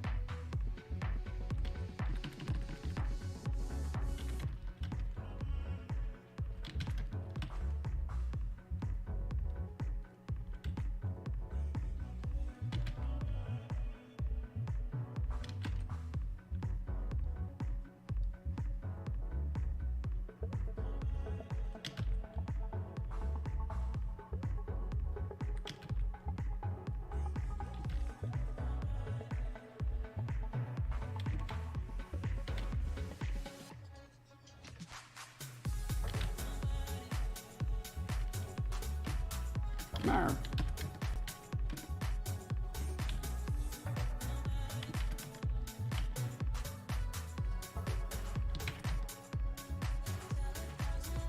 Oh.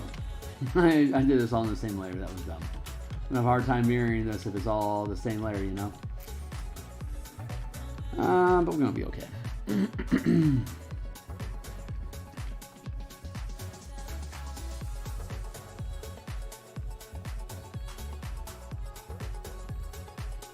Whoop.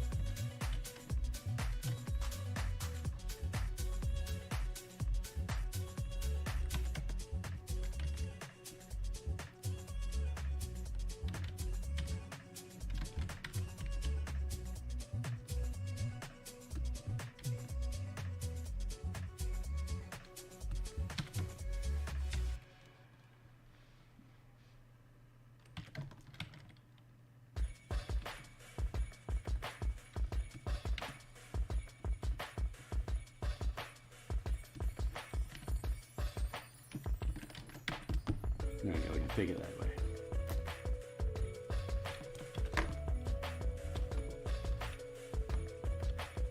Perfect. Perfect.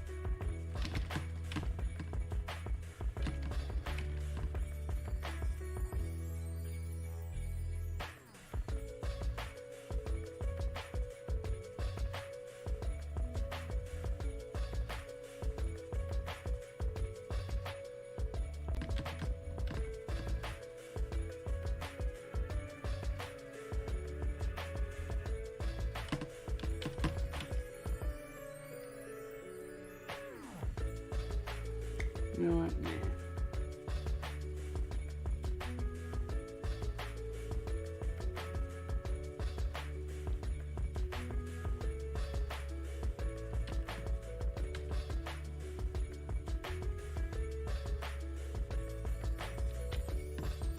Oh, hell yeah.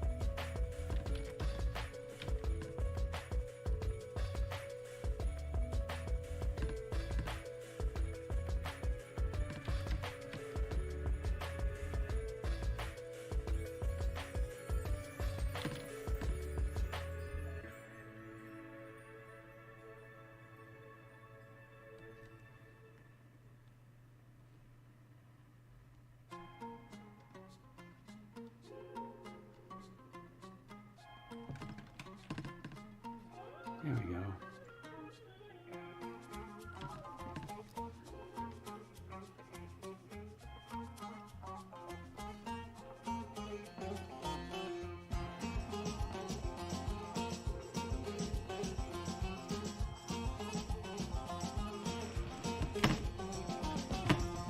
Copy. Paste.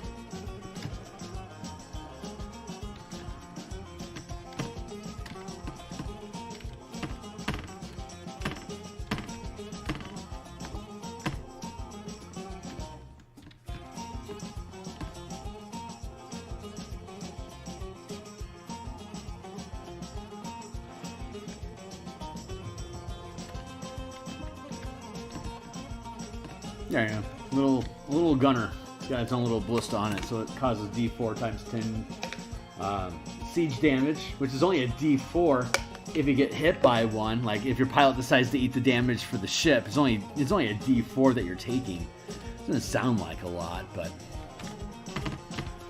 what if I were at 2?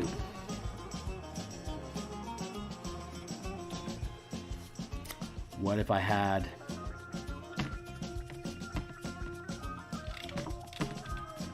If I had 3?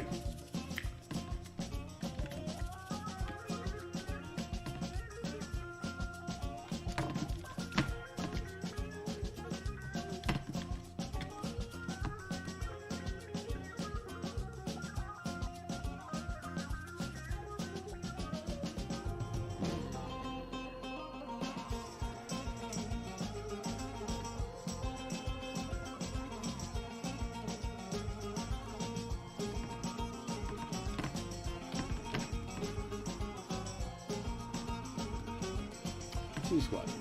So you could potentially have up to 6 of these little bastards chasing after you. They'd only be doing 3d4 times 10 damage, which would whittle down to 3d4 if your pilot decides to take damage. And of course, you can take up to about 150 hit points of damage per ship. So you've got a limited supply. You can really drill out with these guys. But I want to grab. Cancel it. So let's see if I can just copy. And then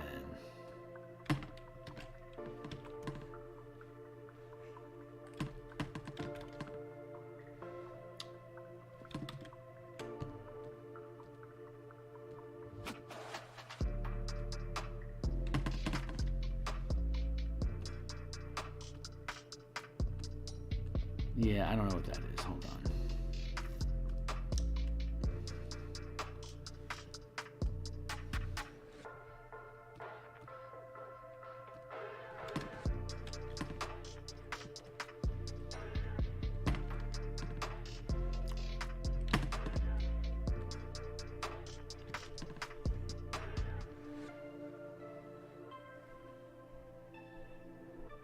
Dab nugget. I need to get that shit, dude. Hold on.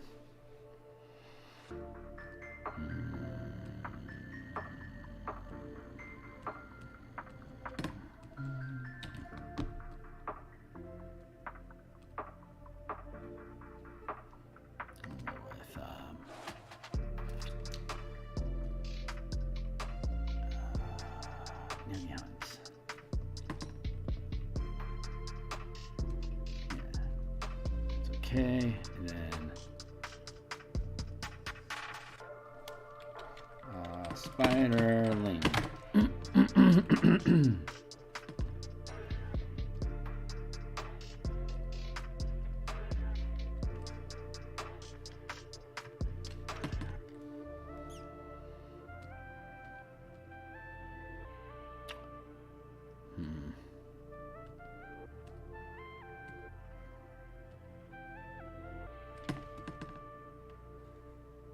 There they are.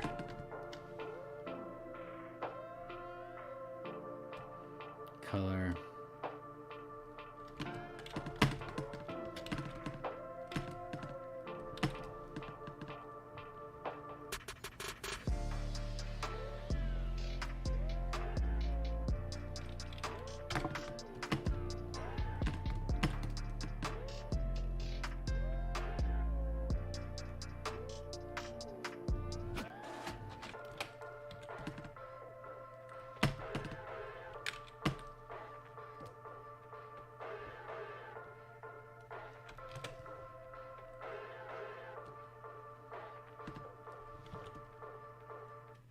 One spiral, that represents a squadron. And then, or you could, I guess, pack 3 of them in if you really wanted to. Let's take a look at how that looks. Hold on. Let's drop this guy down.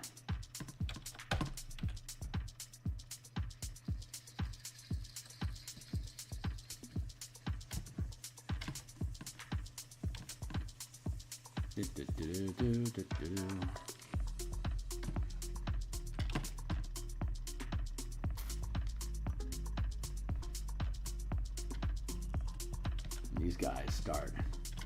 They're small enough that they can navigate through these asteroids as difficult terrain. So 1, 2, 3, 4, and then 1, 2, 3, 4, 5, 6. 1, 2, 3, 4, 1, 2. So if you start here, it'd be 1, 2, 3, 4, and then you get 5 squares per move, so that you're stuck here. And then you can do another 1, 1, 2, and then 3, 4, 5. They can get in a position like something like this. So they can lurk over here. The team would only probably be looking at chunks about this big at a time. So these white turrets actually pop out like quite a bit.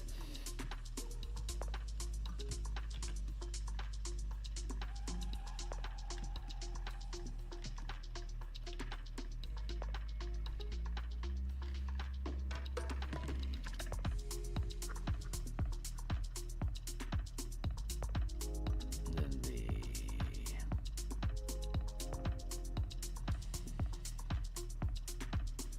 Space Galleon is obviously not done, but it's okay. Duplicate this group and take it to... Here we go.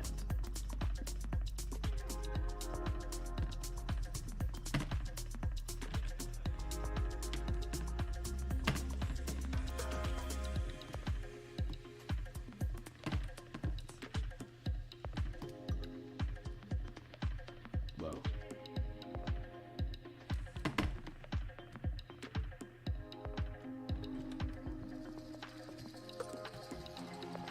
No, well, that explains a lot.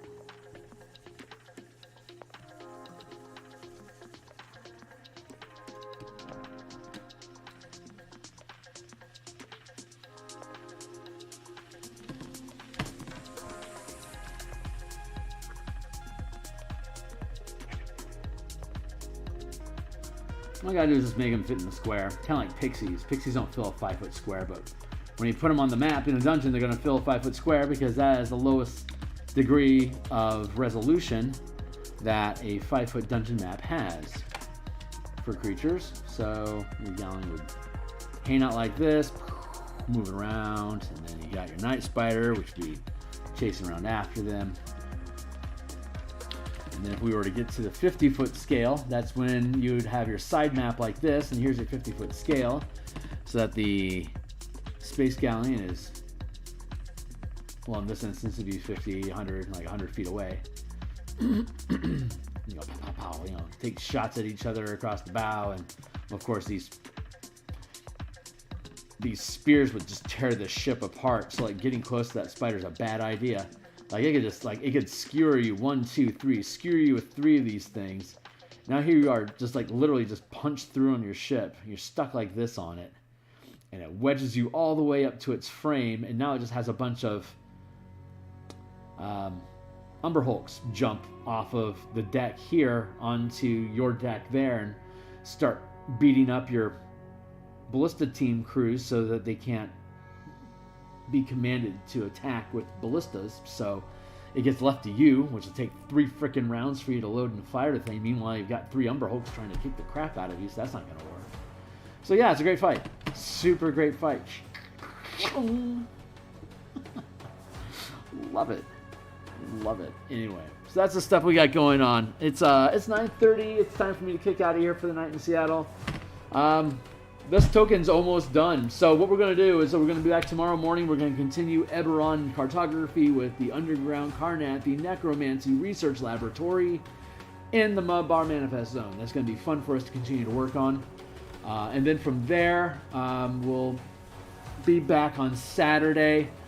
Not sure exactly what we're doing Saturday. I suspect we're going to do some more tokens because they're fun. But we might do something else. I'm not 100% set into that yet. Might do some layouts. Who knows? And then I'll be off on Sunday, and then it flips. So on Monday through Friday in the mornings, I'll continue doing Spelljammer tokens like this. And then Monday lunch, we'll do the Martial Powers text development.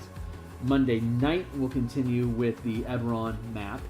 And then on Thursday, we'll continue with the Eberron map, and we'll continue doing stuff Monday through Saturday in the morning. Back on this time next week, but we'll be doing Eberron next week. And then we'll just keep cycling through. So we'll be back to Eberron in the morning in a week or so from now. It keeps rotating between the two until all the art assets done, all of the layouts are done, all the charts, diagrams, and tables are done.